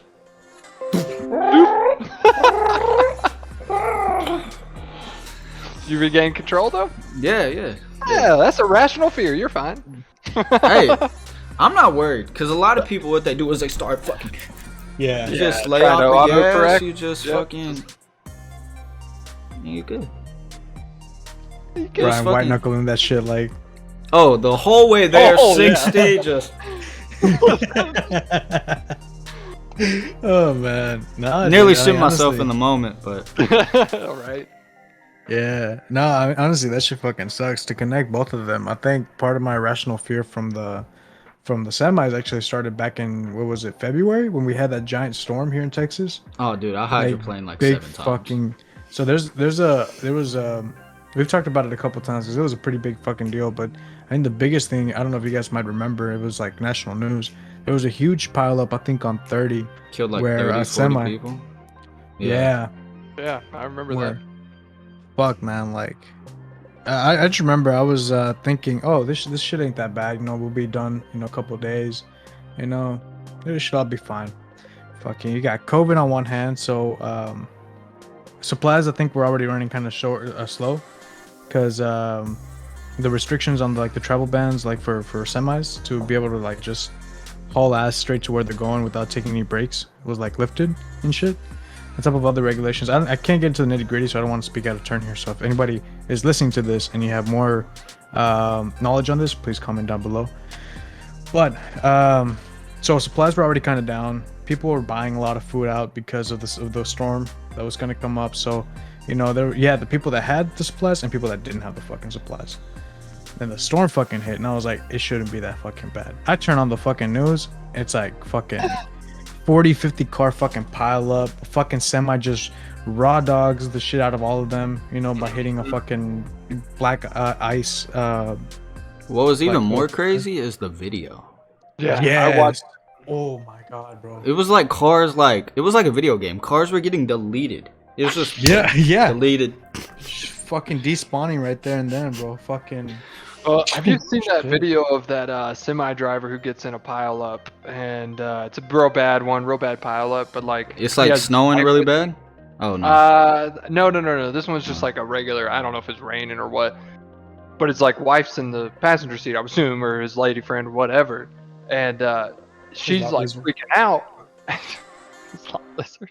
What the fuck? He's like freaking out. She's over there like, we gotta get out of here. We gotta get out. He's like, he looks at her. He's like, do not get out of this truck. And like, she's like, you get out of this truck, you're gonna die. And like, literally like 20 seconds later, here comes the next wave of just like boom, boom, just cars going 80 into nothing, like just hitting like a wall right next to him. He's like videoing it with his cell phone, just looking down, like these cars are just pinballing off each other. That shit's scary, man. You have no choice but to just sit there and wait until it's your turn. Everybody's fucked up. So you touched on this. I'm very curious about this. From start and then now, where do y'all stand on COVID? What do you mean from stand on COVID? Like all the regulations, how everything was. I mean, I'm doing just fine up here in Colorado. We got our shit together. Hot take. I don't think anything should have ever been shut down. I don't agree with the mask mandate. None of that. Oh God, fucking Brian. Leave it to Brian to fucking come up with these hot takes over here. I got a couple hot takes that actually counteract yours, Brian. Okay, let's go. Because I think that if we had taken everything more seriously and stop trying to fucking politicize everything and it just shut down for like a month or so, and because I mean we've got all these stimulus checks and everything that we got to in the mail, so I mean there's obviously financial help that we could have given small business owners and stuff like that to hold them off while things were going on, you know. But you can't tell me that the small little bit of stimulus we got covered anything. No, that but they went through. the fucking huge ass fucking checks that giant corporations got for fucking damages, whatever, on top of all the fucking sales that they obviously made. Yeah. Also, you got to keep in mind there's definitely a lot of businesses that still got a lot of money. It's the small businesses. It's just the small businesses like under mom and pops. Those are the people who suffered because. I mean, the big businesses weren't really in jeopardy of getting fucked. It was always the small ones, and most of them won't recover. And this is why I'm most of them, but we still lost a lot of people. And so here's the thing, it's not a big deal until you go through it. And so this is why it's a hot take for me. In my opinion, all this stuff that's been going on with Biden recently, pulling out, all this pullback or all this hate, it is very like both sides are very right in their own mind. Like I feel like everything was kind of done too hastily, but at the same time what has been said about them not willing to put up a fight on their own is also obvious. But from what I remember, I think Biden lost his son in war, and so I mean there's some connection there where like you go through that shit personally, you don't want others to go through that again, you know. So same thing with COVID, I think, where it's like maybe there's things that we're not seeing, but ultimately we could have saved more people by like Australia or New Zealand virtually shutting down for a while until the cases virtually hit zero and quarantining the people that didn't. Maybe we'd be in a better spot. I think also it's a lot harder to quarantine the United States than it is to quarantine an island. Here's the thing though. States should have done a better job. Colorado did. Colorado literally pointed their middle fingers at the federal government and did everything before the federal government. Like we shut down, we did all this stuff, and we limited our numbers, and then we reopened, and then we still have we have no mask mandates or anything, but we had mask mandates to begin with. Day one we had them, and day one we had testing, and day one, I mean, I was available to get a vaccine, I was available to get tested so early. My dad and them, they were like, "What are you talking about? I don't even know anything about COVID." And like he lives in Alabama still, so it's like it depends on how your state handles it, I think. Yeah. Because Colorado did great. We fucking limited all our losses. Do y'all agree with the mask mandate? I mean, yes and no for two reasons. Colorado, for 100%, I agree with the Colorado one. I think it should be. I mean, I think it's a freedom, right? I think businesses should have the ability. Like, look, it's not a freedom if you kill someone. But it's not your. What do you mean if you kill someone? If you get COVID and you give it to your grandma and she dies, you killed her. Yeah, that's true. So it's not a freedom if you kill someone, But I don't think the government should step in and tell you what you can and cannot do. I agree. If that's how you feel. That's how you feel. All right, so that's where I'm gonna kind of come in to say this too. It's like we're already kind of under something similar to that. That's the whole point of laws. That's the whole point of all this stuff. But hear me out on this too. I understand. You're right. Businesses should have the right to dictate whether or not businesses. Yeah, businesses should. Yeah, but also like personally, I think it's better for us to kind of wear the mask regardless. I haven't gotten fucking sick with the flu in so long, because of the fucking mask, dude. Like, I kid you not, it's fucking crazy. My allergies haven't been acting as much. Like a bunch of shit, dude. Like, it's crazy how much it's actually fucking done. Like, for me personally, you know. And I'm the type of guy that gets fucking allergies really fucking bad. I get sick, not easily, but I'll get like the sniffles and all this extra shit. You know, I don't know more if you times. know, in Colorado too, we've had for the past since COVID started, we've had wildfires like crazy and like smoke just barreling through our air. Our air quality was the worst in the entire world at multiple points. And I was happy that I had to wear a mask because I was like, if COVID hadn't come along, I probably wouldn't even be wearing a mask. And literally, people were like coughing. But that should be. Phlegm from smoke. You don't think that should be? Awful. That should be your choice. Again, that's what I'm saying. Is like when it starts affecting the general public, then it's like someone's got to say something, you know. I think the problem isn't so much with like personal choice and stuff like that. Like, obviously, it should be your personal choice if you want to. But at the same time, you got to take. And you didn't wear it, then you didn't wear it. But you're obviously gonna have that freedom regardless. But it's like you also have to take certain steps if you understand the severity of the situation.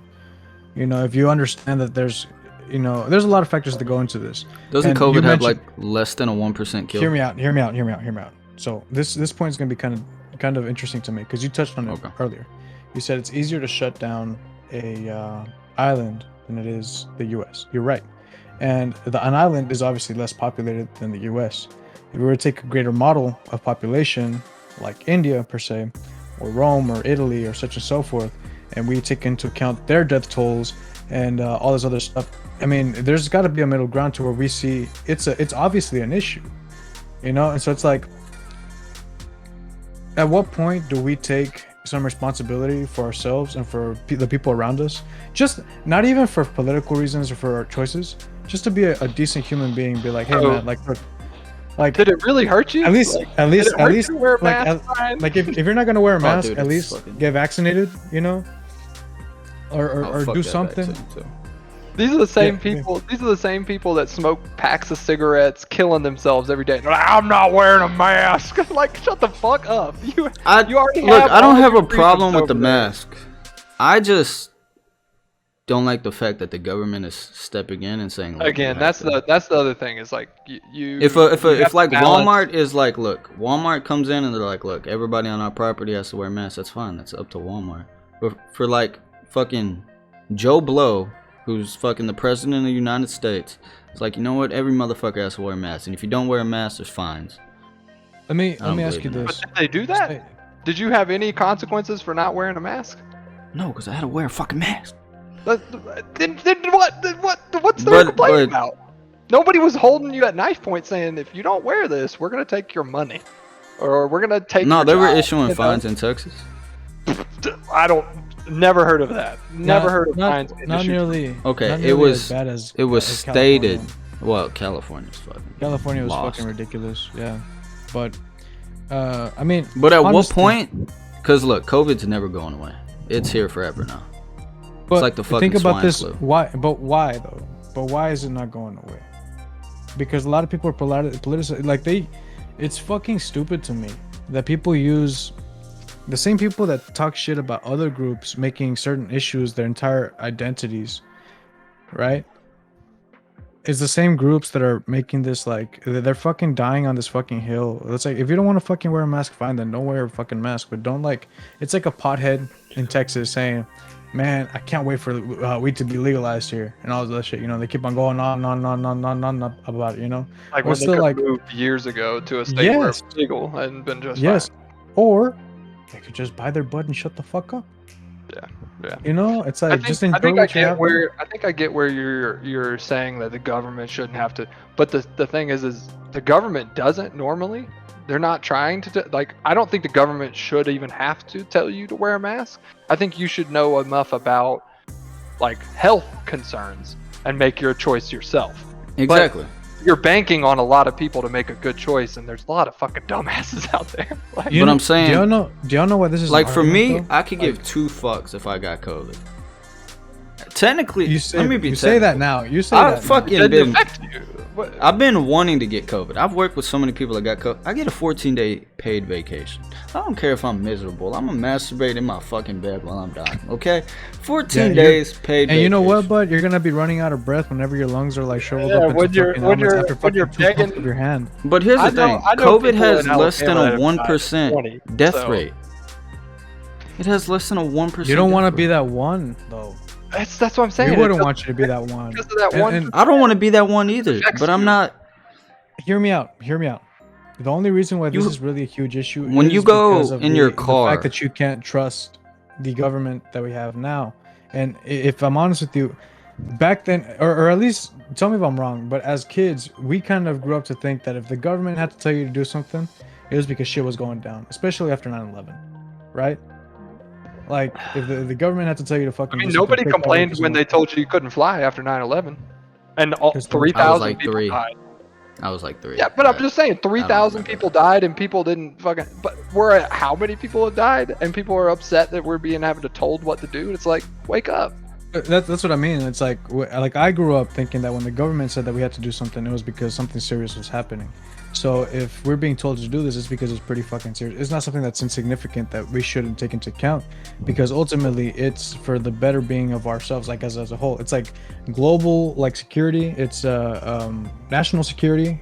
You know, this is a national security threat because you know of the fact that it could affect how we trade with other countries and such and so forth. You know, and the view that we have on ourselves is like we have to kind of have a little bit of self-respect as well, and show the rest of the world like, hey, when the shit gets tough, like we're serious about this shit. If you want to fucking trade with us, you gotta fucking be just as serious, you know?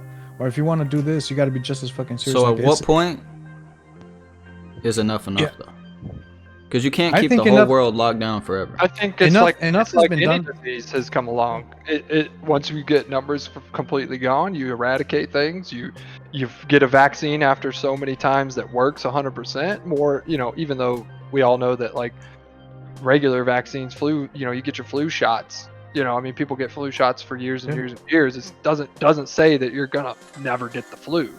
Yeah. But also, we're smart enough to know. I mean, we've been getting vaccines since we were kids. Measles, fucking chicken pox, fucking all these shit. Like, they would wipe out the human population if we didn't have medicine to correct that. So I think it's not like in 5 years, 10 years from now, we're gonna be like, oh yeah, whatever, it doesn't matter anymore. Yeah, it doesn't matter if it's always around. It's like, you know. Yeah.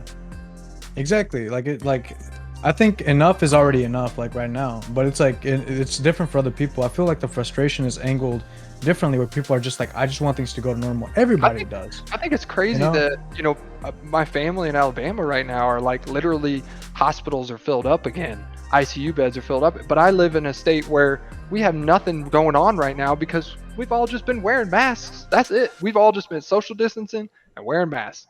Nothing else, nothing more. And then when the vaccine came available, we are at like 80% almost vaccinated population. So we're allowed to. We're back to normal here. You know, I mean, we're just going to bars and going to shows, and I mean, there's a difference. I know a lot of people here that took the vaccine and they've gotten COVID since. Oh, totally. You can. Yeah, because it doesn't. Yeah, it doesn't like get you completely. But what it does is that it limits like the long term.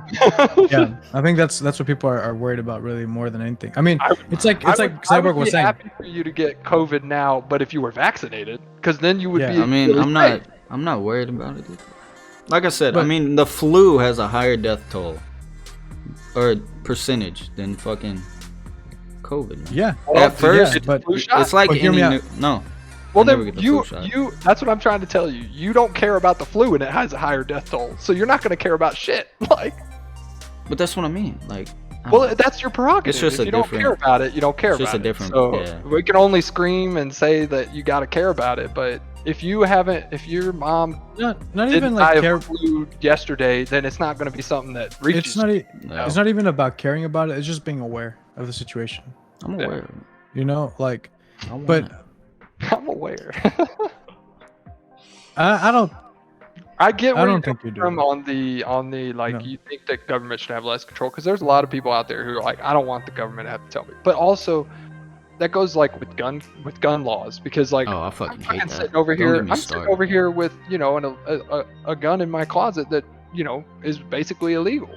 because of reasons that other people have said.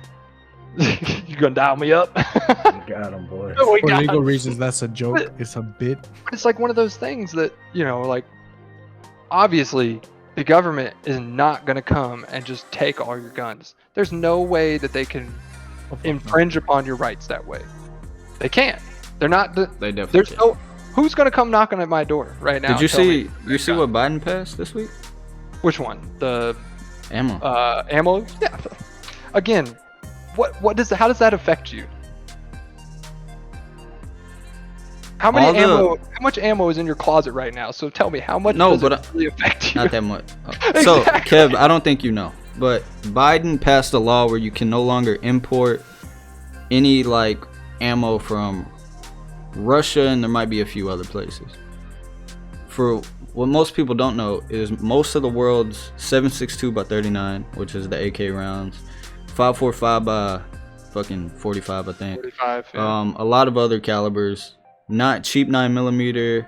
All that comes from fucking Russia. All the cheap ammo we shoot, all my cheap AK ammo comes from Russia. Hey, wouldn't you rather you be shooting some American ammo? Fuck no, because my Russian ammo's like fucking 10 cents a round. Well, if the American ammo's gonna be like fucking American 40. Ammo, if we were putting money into American ammo and American businesses, it'd be different. But instead, No. guess what? You know what Smith & Wesson does? They aren't fucking gonna do it. Why do that when some fucking Russian company can make it for twice to fucking 3 times less the cost? And Here's the reason why it's so cheap at Russia. Because that's their military caliber. It's not our military caliber. So that's why it's so cheap to get it from fucking Russia. That changes so much. I don't think you realize how much that impacts fucking all I'm saying is big businesses and stuff like that they have enough money to invest in American ammo. They're just saving money by buying it all from there, so it's easier for you to access. Because that ammo you're buying that's Russian made, you're buying it from a third party that's probably in America. You know, that's probably a U.S. entity of some sort. But that doesn't mean they got the manufacturing to make it themselves in-house for cheaper. Some of those companies, you know, it's like saying Walmart can't fix problems. Walmart could fix all the world's problems with the amount of money they have. They just don't, because it's... I mean, look at all the issues with COVID. But there's one caliber all through COVID that I could find. 7.62 by 39. Try finding some 5.56. 5.56 like fucking $1 a round right now. It's fucking retarded. 7.62 still like fucking 16 cents. Yeah. I mean, if you look at it from another perspective, though, I mean, Biden's basically forcing everyone to be a... There is. It's forcing everybody to be a sharper shot. One shot, one kill, bud. One shot, one kill. You got your ammo. You better fucking make sure. I said, go get some better body practice. down rule, motherfucker. You better make sure that bitch is fucking down. And if it's not, get your fucking car. You know what? Get your fucking car. Go hit that motherfucker a couple times. Yeah, I don't know. I think it's also, you know, I think all three of us understand that most of the decisions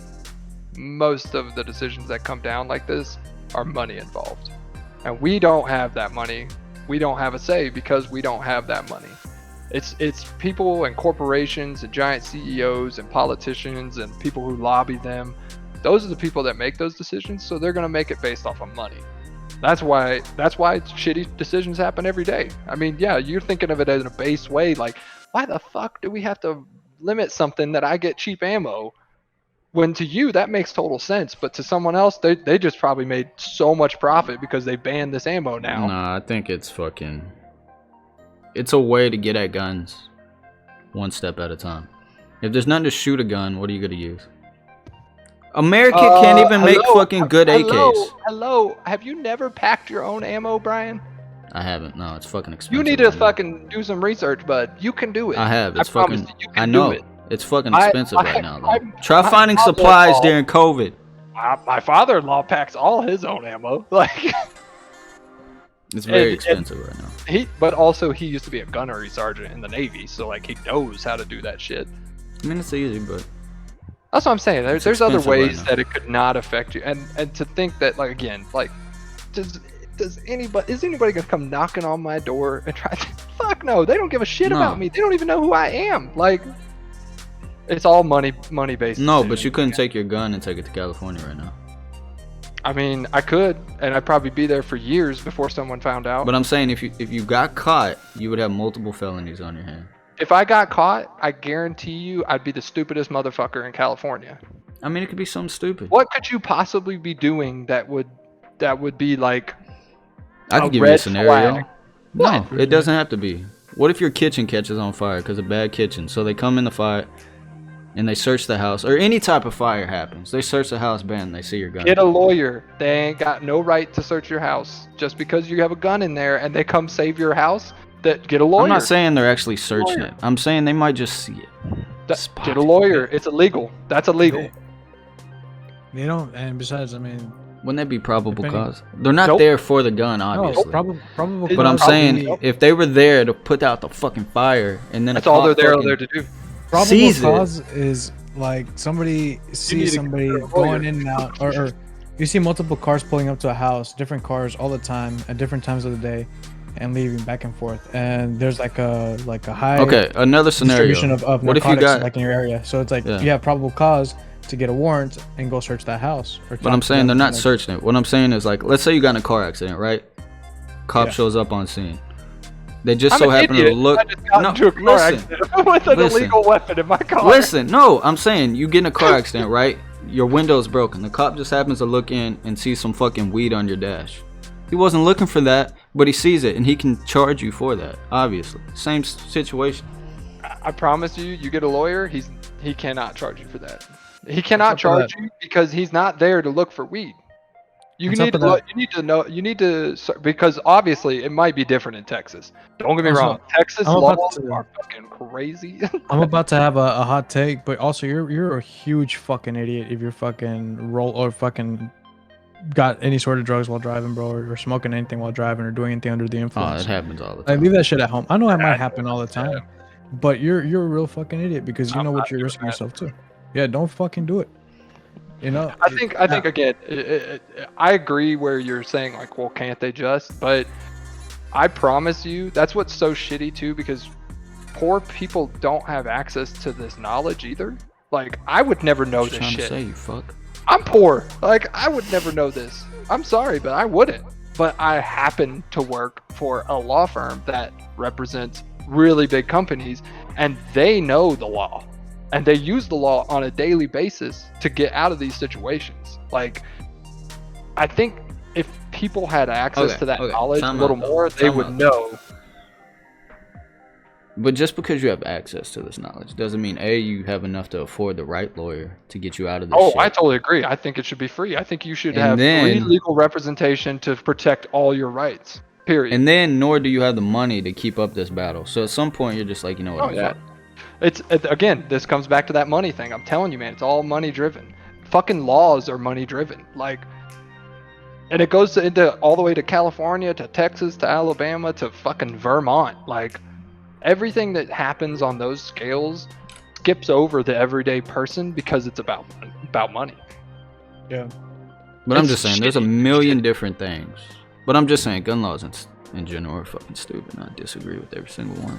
And that's why I think you're a little too worried about it, because I don't think anybody's gonna come take your guns, man. Nobody wants your fucking guns. What are they gonna do with them? I'm not saying.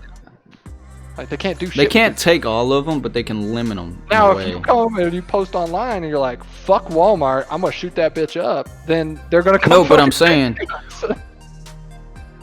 I don't think they'll do like a mass fucking. No, it would never happen.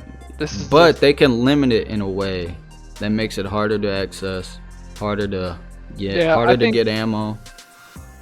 I think for you, Brian, I think for you to be able to work a job, and if that is what you want, if you want to spend money on ammo, you will find a way. Like, you can find it. It might be more inconvenient, but I can find ammo right now. You can find it. Like, look, I can find ammo right now. The problem is, what about the guy who has an illegal firearm, who's just going down to Walmart and bought a box full of fucking ammo, and now he's going over to his girlfriend's house, who's cheating on him, and he says, "Fuck you, bitch, 2 shots, done." Nobody even knows that. Who cares where he got that ammo, right? Because you're like, whatever, man, it doesn't matter. He just killed someone. But in the reality is it was really easy for an unstable person to just go get a gun and ammo. And I think that's where nobody wants to take all your guns, man. We just also, how do you know who's crazy? How do you know? Bro, it should not be. I don't give a fuck. There's no art. Look, if somebody runs somebody over for a car, you're not trying to take away the car. You're gonna take away their license and their car. But I'm saying, if he got the gun illegally, there's no argument to take away guns. He got it illegally either way. If somebody bought a car without a license, illegally, what are you gonna do? Ban all cars? No. That's why I'm saying they're not gonna ban all guns. No, but I'm saying, like, the hit to the ammo, you're looking at it as like, oh, you can still find ammo. Yes, I can find ammo right now. That's the seatbelt argument. What you're thinking of? Because seatbelts are in every vehicle, and you can get a ticket for wearing them, but it's your choice, right? But obviously, people die without wearing seatbelts. They go flying through windshields. Yeah. So it's a law. It's a regulation, man. And and again, it goes back to, should you have to be told to wear a seatbelt? You're smart enough to know that if you're traveling 100 and you hit a concrete wall, yeah, you're gonna die. Like, you're smart enough to know that. Does everyone wear their seatbelt anyway? No. I mean, it happens all the time still. I mean, I don't think. I mean, I guess when I really think about it, no, you shouldn't be forced to wear a seatbelt. If you want to fucking die, hey man, Darwinism. Yeah, but that's like, do you protect the general public, or do you just do like? But if I'm wearing my seatbelt and this guy doesn't wear a seatbelt, I don't give a fuck. You will if he rear ends the fuck out of you and you're not wearing your seatbelt. But that's what I'm saying. I would wear my seatbelt. Okay. Well, again, I don't think you would. Anyways, we're getting off topic here. You're not shooting up Walmart, right? So all this is you're not an unstable person who wants to go kill someone with your weapons. Like, they're not banning ammo though for that reason. They're banning ammo because of money. They're banning ammo because that's a way to limit gun. Because you can't just flat out ban guns. I promise you're gonna find ammo. Yes, but it is much harder. The problem is budget ammo. This is like, the ammo we're getting is cheap. Exactly. Like, this doesn't affect you because you don't go shooting a lot. $2 more, bro. It's not $2 more. Because here's the thing, you don't go shooting a lot. As somebody who shoots, here's the thing. Let's say a difference between 16 cents a round and 30 cents a round. It doesn't sound much, but when you're shooting thousands of rounds every time you go to a range, that's hundreds of dollars. Yeah. Like right now, put it in perspective. Before COVID, 9mm was like 13 cents a round, right? Right now, it's about 50 cents a round. So here's another perspective, right? So you go to a range or you go to wherever and you shoot your weapons and it's fun. I love shooting guns. It's a lot of fun. Okay. Why can't you buy your ammo from that range? Why can't that range be a licensed ammo seller? They are. Will give you exactly. They are. But there's things around this. There's people that you can buy cheap ammo from still that are licensed individuals. Because here's the thing.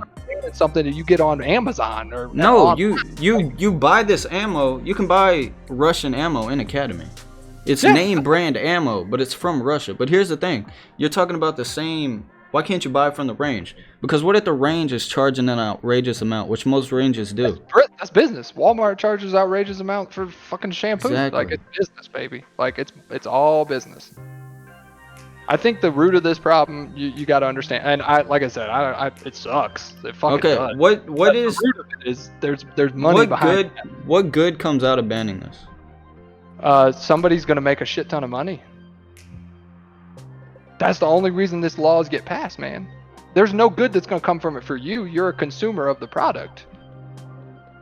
That's why I'm saying they don't take our accounts in for this stuff. We aren't important enough. That's why when like you talk about where your vote matters, like your vote counts, that's because people vote in idiots who will take money to, I mean, someone's making millions off of that. And you'd be naive to think no one was. Are we missing anything though? Because like I want to say that there's many points of view in this. There's many points that were I think might be too obvious to overlook. Because like I see both of you guys are right. You know, and I mean, when we think about the things that it could affect, I mean, for one of them would be like the mortality rate in places like Detroit, or Chicago as a whole, where drive-bys Long and such guns as with there. take up such a small percentage Hear- of overall hear me. gun deaths. It's fucking retarded. I know, Yeah, but at the same long time, though, term, if you're talking about ammo in general, in the long Well, term, this is if you look at condensed areas like that, I don't know if that's a part of it, but you could see a possible change there. It wouldn't eliminate it, but it would possibly bring things down a significant amount, as per No, it wouldn't. what you guys were saying. But as per what you guys were saying, it's like, where do you get ammo cheaply? If you're struggling to make money, you're finding ways to get this money, and it's more expensive. You're gonna think twice on how you spend your dollar. So that's the way that I'm thinking about it from the lower class perspective. No. Because look, Hear me out. Hear me out. Hear criminals, me out. they're not hear me going out. and Hear buying me out. Hear hundreds me out. of Hear me out. thousands of Hear me out. rounds. Hear me out. I understand they're not. But if a few people buy multiple rounds, it amounts to something greater, right? There's multiple people buying, a couple rounds. It amounts to something greater, obviously. But at the same time, think about it like this: like, there's many ways to think about things, and to your point, people should be allowed to practice how to use weapons safely, and how to deal with or work on remembering like recoils of certain guns, such and so forth. The only way to possibly do that is to actually fire a weapon. But to Cyborg's point, it's all money driven. Like, the whole reason why COVID isn't going away isn't because we can't get rid of it. It's because we found a way to monetize everything. Yeah, that's the truth. That's the truth of the matter. Like, that's the real reason why things aren't gonna change. real reason behind a lot of political issues. I mean, it's just left and right. And that's the thing that I'm gonna get to be honest. It's like the real root of the issue is the fact that we have people in power that have been around for half a century now or more, in the political business, in the political sphere, that have fallen out of touch with the reality of what we need. I mean, if I'm honest with you, there's a lot of other issues that could require a lot more attention focused on. A large part of it, at least for me, is the environment. And I don't know how Russia produces this cheap ammo or what they do, but I know that a lot of corporations should be limited to their contribution to pollution, such as so forth. I'm not saying, I'm just using that as an example, because I really don't know. That's just what we're talking about, and I don't know how ammo is made or how it's packed or such and so forth, or how they can. Like I said, the reason it's so cheap is because they manufacture billions upon billions of rounds, because it is that military. It's their military, like 5.56 here. That's our military cartridge. I guarantee you 5.56 in Russia isn't as cheap as, but 7.62, it's a very popular round, and while we do make it, we just buy it from Russia because that's a military cartridge. Basically everything over there is 7.62 by 39, 5.45 by, so that's why it's so cheap. But to the point on that, it's not like fucking banning this and taking away ammo is gonna somehow bring death toll down. Like, it's not gonna change anything. No, not necessarily. And you're right on that too. Like, if you really hate somebody, you're gonna find a way to do something like that. And if you're stupid enough to actually ban hate, like, people are gonna find ways to kill someone to use and ultimately, you're right. Like, if somebody just doesn't give a fuck, whatever, like, they're gonna find they don't give a fuck about the law ultimately, And so, to your point too, it's like, or to Cyborg's point actually, because that's what he was saying, where like they're never gonna come in and take your guns or anything. I think you got to be a real fucking idiot to like ban guns altogether, because you're not creating peace, you're creating victims. They don't gotta ban them. But hear me out. It's like, you don't create, you basically create victims if you like go out and ban that, because the only people that really care are the people that are gonna follow the rules, essentially. So it's like there's a middle ground to everything, essentially. And so also it's like, since you're very knowledgeable of this, is there what is our military grade again, or our military round per se? 5.56. 5.56. I mean, there's a lot, but 5.56. What weapons can occupy ARs? AR-15s. So, just what the number one rifle everybody's trying to go for. AR-15 style rifles. When you hear people talk about assault weapons, that's what they're talking about. But when you look at statistics, rifles, just rifles in general, not AR-15s specifically, just rifles in general, account for such a very minute degree of fucking death. Yeah, I think it's fucking. And there are a lot of rifles. Now, don't get me wrong. There's a lot of, hunting rifles, bolt actions. The list goes on how many rifles are out there. But I think there's a difference between using something that can be used easily for destruction. Give me a quick second. I'm gonna do something. You guys keep on going. I'm gonna be right back. All right. Like the Las Vegas shooter, he wasn't using a bolt action. Like let's be real. Like an AR isn't a fully automatic weapon. Nope. It's not. And you're telling me that 90% of this population doesn't know that, and that's 100% true. 90% of this population has no idea that an AR-15 is a single-shot weapon. It's just like a pistol. They don't know that. And no one on TV is going to be like, oh, by the way, it's this, this, and this. No, it's what people see and what they see in the news and what they see on the political sphere of things. Oh, ARs is what's killing people. Well, no, that's just the most accessible for that person to use for destruction. He was able to buy a bump stock. And that's what made this tool that's normally not that destructive. Like I said, it's just as destructive as a fucking clipped rifle, a hunting rifle. But you throw in like, okay, he was able to do this, get a bump stock, and he just unloaded on it. If he wanted to, he could have taken an AR with the same fucking single shot and probably still killed just as many people. But that doesn't sell to people. So like they see the news, they see the political, and they're like, oh my God, AR's got to be banned. Get rid of them. We can't have them. They're killing everybody. When, like you said, the reality of it, it's just not true. Yep. And I agree. I'm sitting here as a person who agrees with some gun laws. Like I said, I don't think anybody's coming to take our guns. Like that's just not going to happen. But I agree with, should there be some mental health checks? Should there be some way of saying, hey, is this guy going to go shoot up a fucking public building right now? There should be ways to find that out. Here's the problem with that. At what point does the government?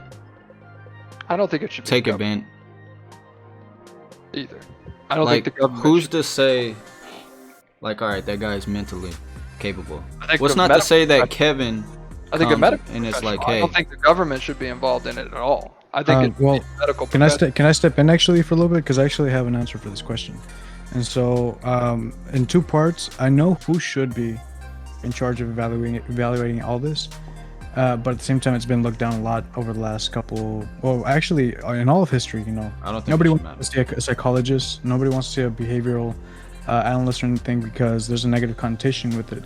But honestly, I think that it should be free.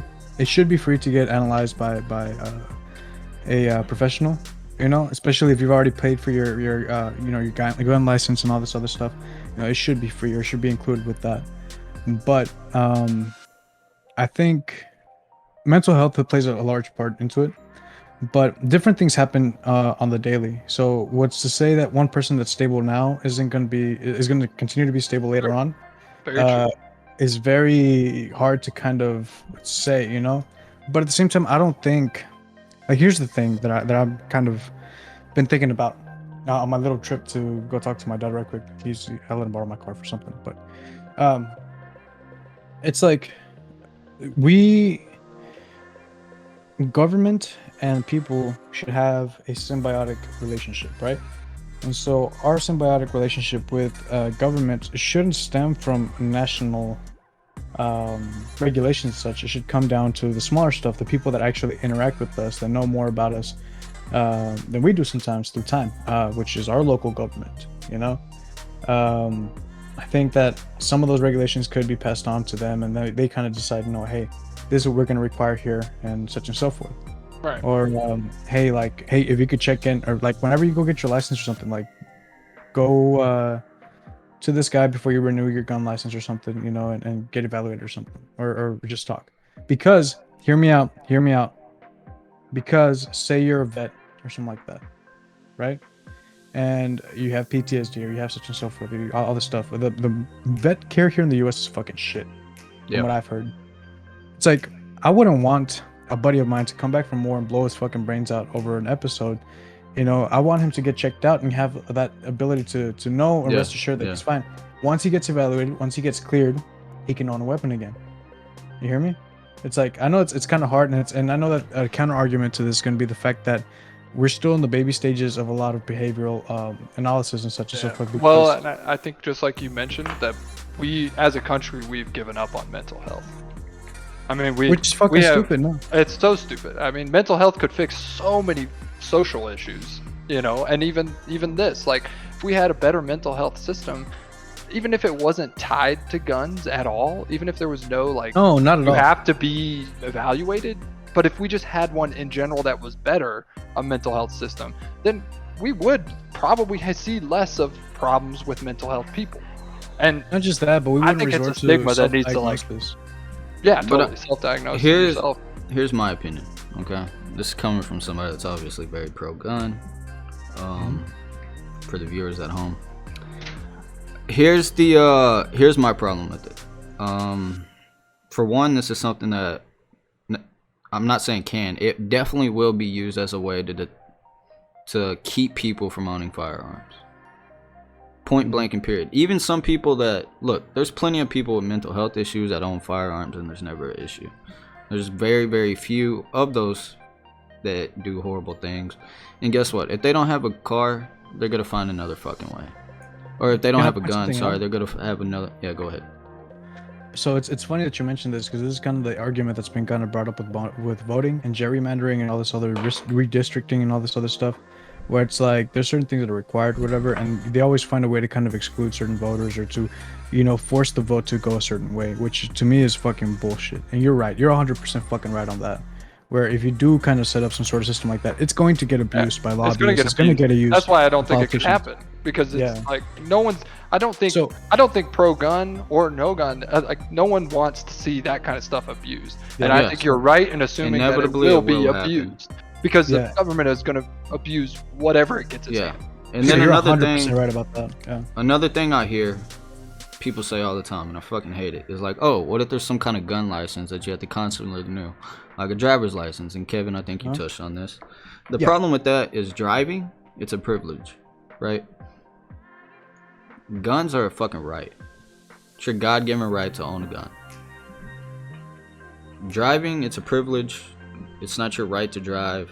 You're not given that, you have to earn that. Guns, you're given that from the day you're born. Once you turn 18 and you're legally able, you can buy a rifle. And then 21, you can buy handguns. It's different in other states. The point of the Second Amendment is not for self-protection. It's not for hunting. It's not for any of that. It's to protect you from a tyrannical government. If you look at history,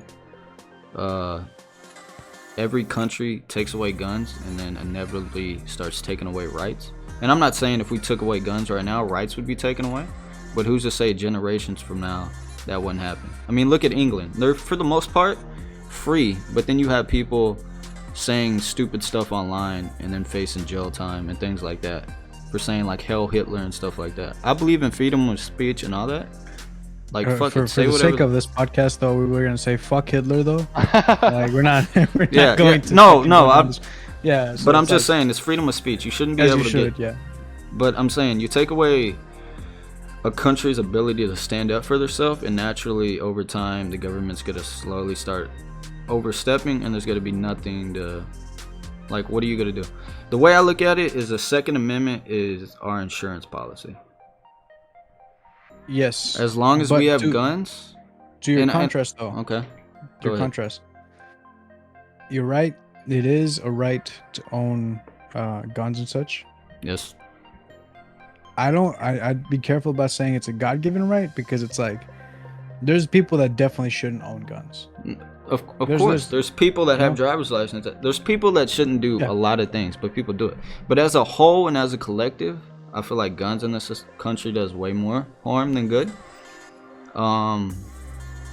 And it's the greater idea of what the Second Amendment is for, is to help protect us, keep us a sovereign nation, keep the government in check. I think that, you know, when our government was formed, And when we put this Second Amendment in, it was very much that's the situation we were in.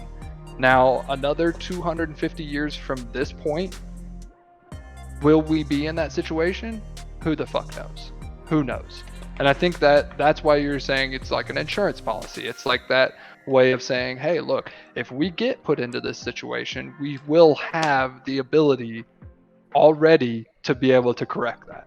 I mean, and I understand that's a right for you. Look, I'm not like a fucking like a crazy theorist or conspiracy theorist, like, oh, the government. But you can already see, like, just today's age, like, there's fucking tension, there's fucking like weird shit going on. It's a weird time in history. You could see this compounding in a fucking 100 years from now, turning into something. But the biggest thing is, and like, go ahead. I was gonna say that to 2 points of yours, I understand now a bit why the argument kind of gets brought up about the masks as well. Like, I understand where you're coming from now, and I could see, like, I see what you mean now as far as like it shouldn't be like forced upon you, you know. But also, it's like you should have options to protect yourself. You know? I think with the masks and guns, just like you're mentioning, those are symbiotic in the fact that it's a community issue, and this should be decided upon by communities, not by a federal government, not by someone who's all powerful, you know. But we've given up on mental health, so we've given up on community. Like, seriously, do you know any of your community leaders that well? Do you know any of the people down your street well enough that you guys make decisions for your community? No, that's been given up on. We instead go to this, well, we want our government to hold on to that. Can I mention something? Part of the reason why I don't like because I know a couple of the people in my community, and there's some that are some cool motherfuckers. Give me some. Excuse me. Salud. There's some people that are some cool motherfuckers that I wouldn't mind, you know, if shit hit the ground, God forbid, our government collapses, and we need like local, like serious, like neighborhood leaders and shit like that. I'd be happy serving with some of these, but some of these motherfuckers would get us killed in an instant. So I'm kind of glad. Well, that's where if it ever hit the fan, like, people would weed themselves out pretty quick. Yeah, but aside from all that, and kind of like extrapolating back to the point, you're right, Cyborg. Like the fact that people have given up on you know, mental health and all that does kind of lead back into the fact that like for so long getting help, it was put off because it had this negative stigma towards it, this negative connotation where it's like, oh, you're a crazy person, you know, or yeah. Nice prop. I like it. Yeah, YouTube, it's just a prop. It's a yeah. Demonetized, baby. Sound of freedom. And there was the death of the Gaming Digest. Yeah, they don't know what to do because they're like, well, they're half of them are pro or like there's the argument. Yeah, like, right. They're like, what the fuck do we do? Is like, do we ban? Look, them? I don't think that's why I think though this conversation, this doesn't happen with people. Like, people don't have these conversations. They don't talk about these kinds of issues. They want to jump on their side, talk to their side only, or talk to, you know, pro left, pro right, whatever. And this is where community's huge.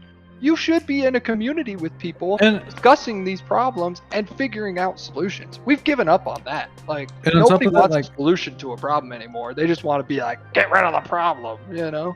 To your credit, Brian, too, like, it's one thing that I've kind of, what I kind of admire, too, about, well, all three of us really here, is the fact that we're not shy necessarily to kind of stick to our guns whenever we feel strongly about something.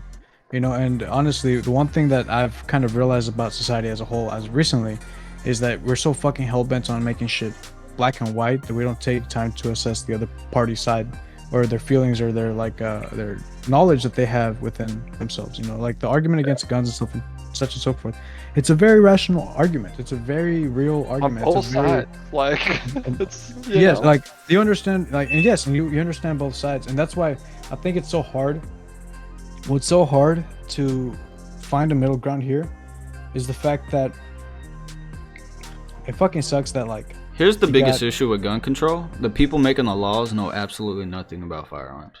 But also, the laws that they make don't make a lick of fucking sense. But hear me out. The other part is the fact that, like, all these lobbyists and all these like gun corporations, stuff like that too, they're not putting out the proper facts, or they're not even offering up solutions potentially to help assess things and limit other things. It's like you guys ultimately have a lot of knowledge.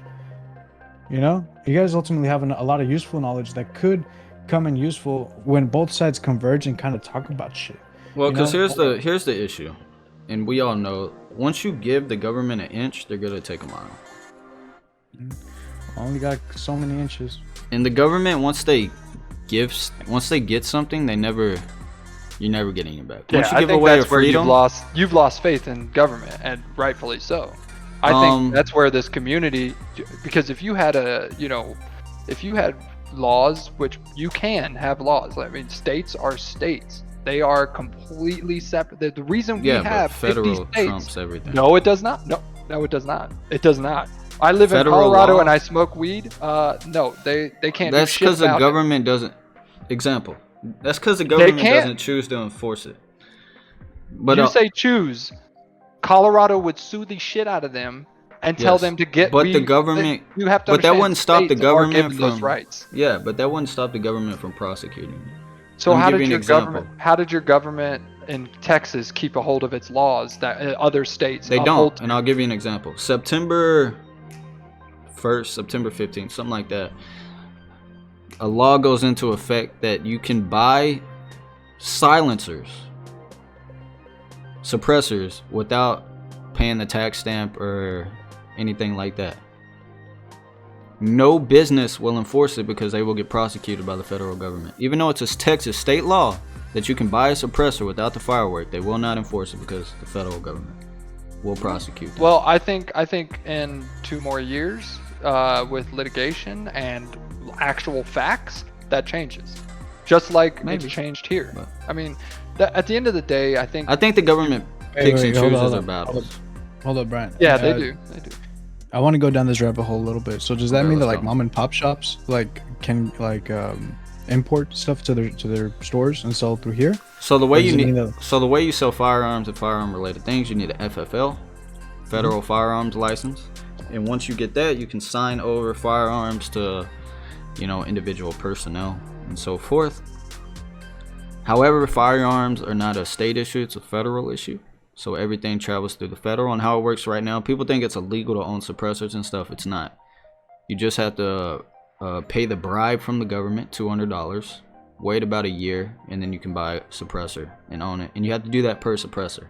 So it's not like you just pay that one time and then you can buy any suppressor. No, you have to do that per suppressor. And for those of you that are at home, suppressors are not like movies. No. You don't just hear it. You still have to wear ear protection. They are not super quiet. They can be with the right ammo. You can get subsonic ammo, which doesn't break the sound barrier, and that's pretty quiet, but still ear protection is required. So same way with short-barreled rifles, SBRs. You can't own an SBR unless you pay the government, which basically means like the barrel length is under a certain length. It makes it an SBR. The only way you can do that, get the government $300, wait for them to approve it. They always approve it, you just got to pay the fucking bribe to the government. I can actually show you an example. But they haven't banned oil filters, and you can literally put an oil filter on your pot. Yeah, that's a felony. So like that's what I'm saying. Yeah, but it's a felony. It's a felony because it's federally regulated, and these things. I mean, it's still doable. Like, so this gun right here, it's considered an SBR. Now, when it was crafted as a pistol. You see this? This is classified as a pistol brace. If this was a stock, it would be a federal crime, and if I got caught with it, I would face, up to 10 years in prison. But because this is a brace, it's classified as a pistol, can't be against the law. Now, if I put a foregrip on here, a vertical foregrip, makes it an SBR. It's a federal crime, 10 years in prison. Same firearm, just barrel length changes it. All these fucking laws that they make from the ATF, and they don't make any fucking sense. And that's why gun owners don't want fucking laws in place. I think that's where you got to understand the ATF has plenty of money behind all They're of not their fucking laws. regulated. Nobody like regulates, or the ATF does what the fuck the ATF wants. Nobody steps in to stop them. Yeah. It's fucking. But yeah. Again, that's one of those things that I wish more states and more communities discuss these issues with themselves, as opposed to, like you said, one single entity controlling across the board. Like, it's tough. It's tough. I mean, who would have faith in their government if that's how they act? Like, I mean, that's literally how they act. I mean, look at California. And Kev, one thing to mention, just a few facts on guns. The places with the stricter gun laws, Chicago, New York, places like that, have the highest gun violence. They've also All had the highest gun violence shootings. before those laws. Don't act like they didn't. But I'm there saying was plenty of murdering happening before gun laws. Adding gun control doesn't stop anything. Look at all mass shootings. They happen in no gun zones. Every mass shooting has happened in a no gun zone. I think your point right there is literally the same point that people would make for no gun zones. Do you think there should be a no gun zone down there in Texas in your neighborhood? There's likelihood of a guy coming in to shoot all of you in your neighborhood. What is that as opposed to the likelihood of a guy in a hotel above a concert in Las Vegas? Like, there's likelihoods. There's things that were happening before these gun laws. I'm not saying that they fix shit. I'm still on the same page. But I'm saying it's worth noting that there's a reason mass shootings happen in places where guns are not allowed. Those mass shootings would have happened in those places, I promise you. You can't say that Detroit would be... That mass Detroit wasn't a... Was Detroit the best city 20 years ago before its gun laws? No, there was still shitty but that's things not that are where happening mass now. shootings happen. I'm talking about somebody walks into a place and starts gunning down civilians. Yeah, well, they all happen where the civilians are that can't operate firearms.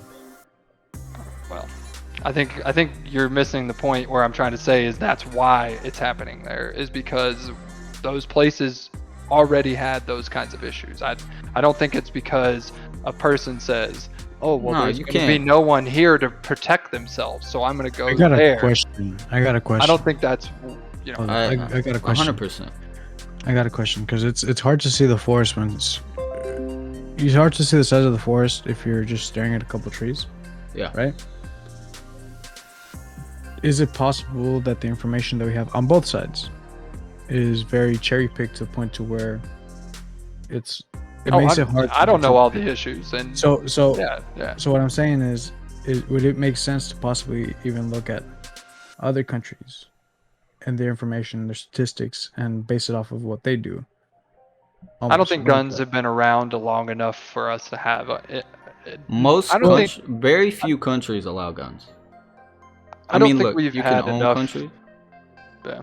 You can own guns in other countries, but they're extremely limited and hard to get. So that's also why you hear of stabbings in Croatia. Yeah. That's why England stabbings running rampant. Yeah. I mean, I wish a motherfucker would. I mean, but I'll survive a stabbing, maybe. You know? No. I mean, you're definitely getting not attacked by a bullet. knife is way worse than fucking getting shot. From what I've heard, a bullet. Look. I mean, it might hurt more, terrible. sure, but I don't know the survival rate would be. That's like saying if you get shot in the chest and stabbed in the chest, well, you're still getting in the chest, you know? Like, yeah, but I don't know. I think you have to put a lot more strength behind or sharpen the fuck out of that blade to be able to go in smoothly. I think at the end of the day, I definitely agree that these conversations should be happening more often and more thoroughly. I don't want to get shot or stabbed. Don't fucking go around looking for me, trying to fucking shoot me or stab me. I ain't trying to figure out. I'm aware. I'm somewhat like Superman. I can catch a bullet once, and I'm like, that's it for me. So just, one and done. No more. I walk around wishing a motherfucker would. See, that's also a part of your problem. Brian's like, please come on. Ain't nobody got time for that, man. I that's also where, like, I'm just like, at this point in my life, I'll be dead before they make laws that change things. Like, They I will already are, be my friend. dead. I will be dead. Move And you know what? Move to When California. my kids, because I ain't having kids, that ain't happening. When the next generation, that's the good luck to them, because there's probably going to be twice as many crazy people as well. Because we don't care about mental health, and we don't care about money distribution. Well, I think and it's how we handle wealth it too. and yeah. I mean, if we can't handle, We shouldn't we have cover it in we the have media. we have billionaires in this country, and we can't figure out why we have poor people. I mean, when people talk about like other issues, we can't even figure that out. Like, how are we gonna figure out gun laws? How are we gonna figure out food shortages? How are we gonna? Can't figure shit out. This country's just a fucking mess half the time. Yeah. Well, anyways, I want to get off politics. Yeah. That's the thing, though. Like, one last point. It's like this shouldn't even be political. Yeah. You know, like that's the whole problem with all. I think this it should shit. be Like, it shouldn't community. political. I think it should Yeah. be social, not political. It So- should be. So with that, I want to say also, it's like I'm sorry if the crowd is divided for whoever's watching and such and so forth. I know it's a very difficult good to be conversation divided. to have. Good to be divided. Yes and no. It's like you got to converge with common sense sometimes. It's like, can I get a bit philosophical here? Oh. yeah. All right. So we already got there's this- political. Might as well full send. Yeah. Well, so it's like I was reading this thing. I don't know how to say his name. I just got the book because it was recommended to me by a friend. I think it was like Epictetus or something like that. It was like a philosopher. He never wrote anything down. His students did though. But there's a point where like it said that you know how people claim that we're made in God's image, right? And so they say that the gift from God is basically reason. So reason being your ability to be able to make decisions, be able to think about other people as well as yourself, your position in the world, all this stuff, you know, and make cognizant decisions to kind of make this world either better or if you want through your doing, make it worse, you know? And I think that because we have this reason, because we have this gift, it should be put to good use, and we should kind of determine when red flags are coming up. Like we shouldn't be so left and right, you know. We shouldn't be so right and wrong, so white and black or whatever on issues. It should be just like what feels right. Things are so fucking complex that there's no cut and dry answer for everything. Like there's gonna be scenarios where like there's a fucking reason why the South, you know, has so many guns and such and so forth. Their love for them. Back when this country was a baby, I mean, we fucking needed them to survive. So I mean, as time goes on, there's a reason why things are the way that they are, and there's a reason why things are one way sometimes and another a different time. So it's like it shouldn't be That's political. community, man. That's communities. That's social issues. Those are things that should matter to you and your loved ones and your immediate family members and your community. But nobody talks about that. Nobody gets into those things anymore. And Like you said, these conversations shouldn't be meant to divide your friend groups or anything like that, or your family, anything like. No, not at all. If anything, you should go in there with the understanding or the intention of understanding the other person a bit more, because and everyone has the right to believe what they believe. So no one should ever have their free will taken from them, and we But can also- all agree on that. Like, But also, if you get proven wrong, or if you take something, don't be afraid to take the L. You know, don't be afraid to change your views or anything like that. Like, honestly,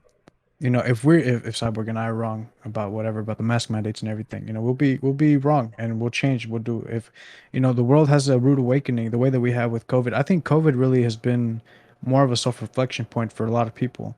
But the thing is that since it's been politicized so much, that self-reflection or that what should be self-thought for oneself gets done by other people. what's And sad so, is all the people that had to die in this political battle. You know, that's what I think is the most sad. Because at the end of the day, nobody wants anybody else to fucking die. Like, nobody wants that. but if you wear your mask, if you don't wear your mask, if you get vaccinated, if you don't get vaccinated, if you believe in gun control, if you don't believe in gun control, if you believe in this and you believe in that, as long as you don't force your beliefs onto anyone else, that's all we could basically ask, because nobody has the right to do that to you. Yeah, no one. Nobody's lived your life. Nobody's stepped in your shoes. Nobody knows what it's like to be you. So the same way that nobody can do that to you, you can't do that to anybody else. It's that respect of being humans, and that's the whole purpose of having conversations. If someone's open to the conversation, the way that Brian was just now, and all of us were, It's fine. Open up that door, have that conversation, but don't hate each other afterwards. Or, if you have to agree to disagree sometimes, and just see how things play out, it's okay to do so as well. Also, But I don't think respect. people should be judged based off of that either. Oh, no, Like no. I would never judge Brian because Hell no. like I only respect you more for having your own beliefs. Like, Yeah. and And that's if how it anything, should be. a reason why I'm good friends with Brian is because he is a very genuine person, very to the point person, and he has his points and his beliefs, but he's not one type of person to speak without like having something in mind or knowing something. Like if he's gonna tell you something, it's gonna be something that's like been thought out and that he has the receipts behind. So it's like for the same reason, if you're gonna talk about something difficult, make sure that you have the receipts, man, and make sure you can back your shit up and you're not just spewing out bullshit that It's actually my ticket. He was Yeah. just that's a receipt. Definitely a receipt. definitely. That's a receipt. Yeah. No, I'm Alright. glad. I will say before we end off on this, I am glad that I'm able to have these conversations because Yeah. in a world where you're not allowed to talk about these things, I don't want to live in that shit. no one wants to be there. There's a world where guns don't exist in the government. Moving on. Okay, so I saw this question on Reddit and I wanted to ask it to y'all because I thought it was interesting, and I guess considering the previous conversations, it was kind of I guess it's kind of a decent segue. Yeah. I can't remember. I got a fucking notification. I get the weirdest notifications from Reddit on posts that it thinks I might like. Yeah. And after I asked this question, it's kind of troubling that it thought I might like this. But essentially, it was like, if there was a way to hunt people, would you do it? And here was the scenario, okay? Legally, 100%. Let's say there was 100,000 acres, right? And I mean like the shittiest of shitty people. We're talking pedophiles, fucking mass murderers, fucking, they just get dropped into this fucking ranch. 100,000 acres of wilderness, 10,000 acres, whatever the fuck you want. They just get dropped into this ranch to do whatever the fuck they want, right? And it's all televised, so you can watch it. So it's even cooler. And you can buy basically tags to go hunt a human, to know what it's like to hunt these piece of shit. But they're in this wilderness they live here now, okay? So they can craft whatever and fight back if they so choose. You can go in with whatever firearm or whatever bow or whatever you choose to use. Would you do it, and or would you watch it? I would not partake and I would not watch it due to personal beliefs. Okay. But if a highlight reel comes up on TikTok, I might. Okay, you're watching it. You're watching it then. Not out of my personal volition. Like I would try not to watch it, like because it's something that like, I personally, I think humans taking other humans' lives is a little extreme. Yeah, it's a bit too extreme for me. But like emotionally, I can't be invested because then I start to think about like like that's another human being. Pussy. I think it changes. But also, are you sure that they would still all be there? I think the pedophiles at the very least would be probably dead like first, especially if there's like killers and shit there. Yeah. Like they'll be fucking gone first. So we don't know what's there. They're on 100,000 acres. No, I think he's just saying other people in that zone would be like, look, I stole $1 million, but fuck this dude. No, it wouldn't be. It would be like people that clearly like need to. So that I think my biggest thing would be. That's what I'm saying. Like other people that are on there would probably turn on those. Because like if you're talking about, if the fucking dude came in and murdered your family and you had the ability to go in there and fucking destroy this guy, I would be on board. It could be, and revenge would be a hard one to get rid of. I mean, I guess it could be. But if it was just given the situation, but if it was just like, they're gonna. I would just be like, I'm not partaking because I mean, clearly there's gonna be other people that are gonna kill those people. Look, like, I mean, have to, look, there might be situations where it just so happens to work out where you can personally go after somebody. But I think the situation laid out was like you get a pedophile that rapes like a 2-year-old and kills that 2-year-old. That piece of shit doesn't deserve to live. Yeah. Oh no! Throw him on this fucking 100,000 acres, and then somebody can buy a fucking tag and hunt this dude. Brian, I got a better source of renewable energy for you. Okay. We stand a bunch. You know how like you have the water wells, that kind of like turn the turbines to like make energy. All right, we got a giant hamster wheel with no fucking water. No, with no fucking water. No, and basically like a hamster wheel, but we put them on top, right? And we basically barely have them suspended to where if they ever stop walking, they fall in and like decapitate themselves. Nah. I like the sport. That's what I was gonna say. For sport, it's not for me. It's not for me. But, okay. Let's switch it up a little bit. Would y'all watch a modern day gladiator arena? It'd be hard not to. Two people choosing to go into an arena. If it wasn't like, oh, we have a bunch of slaves over here and one guy. Hold on. We're the gaming digest. Let's spice things up a bit. Say you got a killer robot, right? That you could control. You could pay a fee. You can control through your PC as if it were like some sort of like game or whatever. You have abilities. I would right, much rather see real life gladiators than fucking. But you get the highlight reel from your you know. You're killing, you know. I would pay to watch that shit in person. Yeah, I think this comes back to like there's difference between sport, but as long as it's a chosen sport. I mean, if there's two guys and they say, look, you're gonna die, I'm gonna die, we're agree handshake before we're going into this. Who's the better guy comes out? That's something. Here's my thing. This might be my Southern hospitality. I think once you commit heinous crimes, you've lost your ability to make that decision. It's like the death penalty. Yeah, I see where you're going with that, but I think it's too easy of a way out. Oh, bro, that's a perfect way out. Oh no, it's imagine you being in the situation where you know somebody's stalking you and killing you, or better yet, you're gonna have a fucking terrible fucking survival. Do you think these people are worried? Like, I mean, I would say they're not worried. Okay, look, most pedophiles are fucking cowards. Okay, these aren't like fucking cold-blooded fucking murderers. This is like some fucking 34-year-old lonely guy that plays World of Warcraft all day. That's what I'm saying though. Like, make them your bitch and then kill them. Oh, I will. After I make sure they realize, bro. Make sure they realize. I didn't say I was gonna kill him in one shot. No, that's what I'm saying. Like, make first sure shot, dick shot. No comfort. That they don't know any sort of comfort. First shot, dick shot. I think also if you have mental health issues in your world and you cared about your population more, we'd have less pedophiles. Maybe. I mean, I don't know how. We don't care about that kind of shit. So. But I'm just saying. But in a hypothetical, I would watch. In a hypothetical, I don't think I could do it for sport because I don't sport that way. Hold up, Cyborg, you just opened up a great idea. Hold up. So you get all the pedophiles in prison, right? You're into your local prison, right? You get some unhinged person that really just wants to commit some like sort of like heinous shit. It's like Ryan. you know those stress rooms where you go in and break shit? You just line up like. See, that's why there shouldn't be mental health checks. I wouldn't own any guns right now. I'd be fucked. Yeah, but see, that's what I'm saying though. Is that mental health problem? This segment cannot be TOS. This segment cannot be TOS. I'm like, they're talking about violence against people and all this other shit, fucking heinous crimes, gore. And fuck, man. So y'all wouldn't watch Gladiators, bro? I would watch Gladiators if they were agreed upon. If it was like, hey, we're all agreed. I think Gladiators would be something.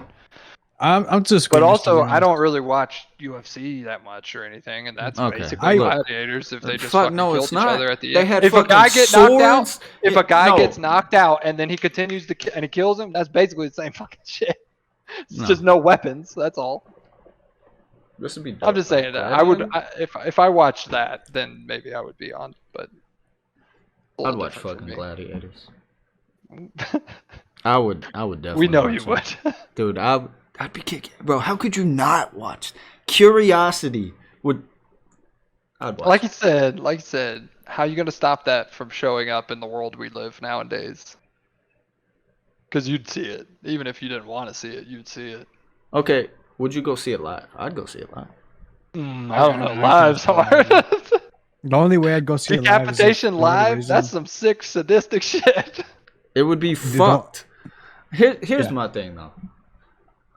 We have got too like soft as a country. We need to, man us up a little bit. Well, we're not, I don't know, fighting off fucking millions of fucking invasions or anything anymore. I think Not yet. Not yet. You see the Even then, Taliban you right could now? They think- got jets and shit. Bro, the Taliban ain't the same shit as them. Well, they're fucking strict as shit. Now, I will say this. I'll say two things. All right. Okay, go ahead. Biden's pullout game is fucking insane, but homeboy makes the mistake that all guys make. Pulled out a little too early. Now he's got to finish on his own. You know what I mean? Like, hey, like, kudos to the guy for pulling out, you know? But now he's got to finish on his own. Like, he's gotten himself into fucking I don't knee-deep think it should water. have pulled out. First off, that was way Nah, before yeah. the past two presidents that we decided to pull out, so it's not even his choice at this point. He just Yeah, did but- it. Congress Way and too- House of Representatives and your Senate. But on Joe top of Biden, that, Joe Biden didn't sign an executive order saying we have to pull out. Joe Biden's not smart enough to make fucking executive order I don't decisions. think he's No, here. but- I think he's wrong. but honestly, what I was He's gonna got say like is, he's got like a alien amoeba stuck to his brain. shit, man. No, what I was gonna say is that, like, I mean, regardless of whatever's going on, like, at the end, it's in the country's interest because we're not gonna be spending as much money. You know, fucking going in trillions in debt. I'm having trouble fucking imagining $1 million or $1 billion, but trillions of dollars in debt, something fucking ridiculous for a war with no end, for a country that wouldn't even defend itself. Like, it's bullshit at that point. You know, like, That's a waste there's of no money need. for sure. And- But it's and also people, you know? it's also been going on a long time because of money. Yeah. It's one of those. It's funny. Like money to me, it's such a funny issue. But like billions of dollars, you can't really actually comprehend because like, right? Millions, you think you can comprehend millions, right? But 100 million is 100 million. But Let me ask this question. All right. 1 billion is 1,000 million. So you talk about 10 billion? That's 10 1,000 millions. You know how It's much 10,000 fucking million. money that is? Like, In case you were wondering, 10,000 millions. Bro, let me yeah, ask you but this like, question. All right? what the fuck? Okay. How much money would it take for you guys to retire? Like, how much, like, say you won the lottery, how much money would it take for you to retire? To feel comfortable enough to retire? Like, you're not working ever again, you're just gonna, like, fucking live off of that shit. 10 million. 10 million? I could probably make it on 5. I think I could, Five. if I did the You're, right you're a bit decisions. older. You're a bit I could- older. Yeah, A bit more yeah. established. But also, I don't really have, I mean, like, I could go and live in a shack. Just give me some fiber. I'll be fine. Some fiber? Some fiber internet, baby. Okay, I thought you were talking about yeah. food. No, give me some It's like fiber Jesus, internet. bro. You spend the rest of the day shitting, my boy. Hey, yeah. Like, I if- think if I 10 don't- million. I think with 10 million, you could invest it in a way that it would make. Oh, with 5 million, you could invest. Yeah, Yeah. You could invest and get yourself. But I just set. think, like, for me, and, you know, Cyborg, you're a bit older, more responsible, probably. But I think, for me, a few million would go to, like, house. I would invest in a lot of property. I would have a lot of property. And then I would buy things for the, you know, people around me. So I'd probably blow through $1 million to $2 million. But then the rest, I'd be set. Because if you got $1 million, you couldn't live off of $1 million. You would still have to work. If Yeah. you were given $1 million, no, let's just back it up too, because like, if you were given $1 million right now, you could very much reinvest, make smart decisions, and turn that into more millions. You Yeah. could. If you Yes. didn't buy a house, if you didn't buy a what car, I if you meant. didn't buy all that, if you just took that money and you made financial decisions with it only, you could change your life. But if you're talking about like what would it take for me right now to just retire, to just not work another day in my life, which is key. I mean, fucking the fact that we work so much in this country is insane. To just cut that out, I could do it off 5. Okay, I'd say, so I'd say let 10. me I'd invest me $1 ask you million in the this. gaming digest, maybe. let me ask you this. And then I'd bring So- up gladiators in like Russia or something. And that'd be Pro my ticket. gladiators. So let me ask you guys this, because obviously, like, in the scale of things, like 5 million, 10 million seems reasonable to an average person, but to a company, that's fucking chump change at times, you know? Yeah, yeah. But Oh, I know. if you were to set yourself up for life, what would the things be? I'm gonna give you a budget of $1 million. All right, Okay. to both of you. For $1 million, what things are you guys buying, and what things are you putting an emphasis on? Property. Property and housing for sure. Okay. I mean, I don't think anybody could choose another option there. I mean, if you're talking about taking care of yourself and your family, I'm talking about for yourself. For yourself, yes. Yeah, To set yourself if up. If you're talking about taking care of yourself, you I'm definitely buying go a property. fucking ranch. Yeah. And So then how I'm much money are you guys use spending on a ranch? Or however on the much, property? and then whatever I have left over, I'm figuring out how I can get fiber internet to this ranch. I'm building a fucking satellite to get the fucking internet I need. No, I think depending on where you are, depending on what you need. I mean, let's be honest. Does living in the same state you live right now, is that a factor for your retirement? Might be. You're not going to retire in a state that, comes over and says, "Hey, you need to pay me more money because you're retired." For me, I could move up into the middle of fucking Montana, buy myself a $250,000 plot of, 100 acres, some shit like that, that's unbuilt, undone, put myself something on it, survive on the last 250K I have. I'm going a couple I'm a thousand simple acres. man. I'm a simple Going man. a couple Okay? thousand acres. Couple thousand acres. Yeah, but how much of that's Nobody gonna near be me. fucking usable property? And What do you mean? I'm hunting, baby. I don't need fucking cat. I'm buying a donkey too. I've always wanted a donkey. Donkeys are fucking cool, bro. Funky Bro, donkeys get you are a fucking. I'm mule. gonna name Come it on. Theodore. Get you a mule. Oh, You I can want name a it donkey. Theodore? Yeah. That's a Teddy the donkey donkey? and a horse mix, brother. You got to go with the powerhouse of the two. I'm not fucking using this bitch. I just want to pet him. And hear him. Okay. The donkey is definitely what you need. Yeah, bro. Shit, man. I'm trying to think. I actually really wanna. Property doesn't go down in value for the most part. Yeah, that's Unless we true. hit I another mean, recession. Maybe I'll thing- look out, get some oil or something. Bam. Yeah, maybe. I mean, but then the government finna be like, "Hey, we finna invade your shit, bro. We'll buy your property out. We'll give you $5,000." They ain't gonna buy it out. They ain't gonna buy your property out. They're gonna come in They'll and make slap you some an new offer. laws on you, and they're gonna be they'll like, be like- "You owe us this property now." And bring up some bullshit. Be like, technically, you only bought this many, and it's spread out this way. That specific spot where you bought isn't a part of the original contract. I'm Your sorry, property my was in the shape of a square, so we're gonna guy. have to. Are they gonna be compensate like, that. yeah, we're gonna frack the shit out of your fucking like oil. We're just gonna like dig in over here. Yeah, we're like maybe like a couple feet away from your thing, but we're gonna build an oil refinery here. So sorry for this eyesore, but we bought this property over here. That's where you don't let the government know. You go to a private contracting company. You let them know. They pay See, you. I think the we private figured it contractor out, doesn't right? like your money or I your think we figured it like, out. we're gonna sit you out. Just don't let the government know about any of your life decisions. Are they gonna know? How are they gonna know? How are they gonna know? How are they gonna know? Brian's like, they're gonna know. They're gonna know. Hey, that's why I got guns, right? Come and take it. Fucking one shot and that whole thing finna go fucking body down for everyone, bro. All right, change of plans. I put a small down payment on this property. I use the rest of the money to buy a tank. You could do it as long as you make the As long as you gun pay the barrel. bribe to the government. You basically make the gun barrel unusable. And No, so you can have them move- usable. The thing is, you can't buy the ammo for it. Really? Yeah. That's Again, fucking cool. Brian, we figured this problem out already. Just figure Bro, out how you to make fucking your own buy a ammo. tank, your car insurance finna be low as fuck, bro. Because literally, there's no way you could fuck up that. You're just gonna be paying liability insurance. But Oh. he should have bought insurance. I mean, insurance isn't just about you. It's about damage you can cause to other people. And a tank would cause a lot of damage. Hey, before I was so rudely interrupted, fuck you, Discord. Yeah, all you're basically paying is like liability for others, you know? And that would be very high. It's a fucking tank, Kev. The amount of damage that's gonna do. Could you imagine a fender bender at 40 miles per hour with a tank? Yeah, that's what I was gonna say. You're gonna be a 40 miles an hour. pancake. Shit. Don't let the government know.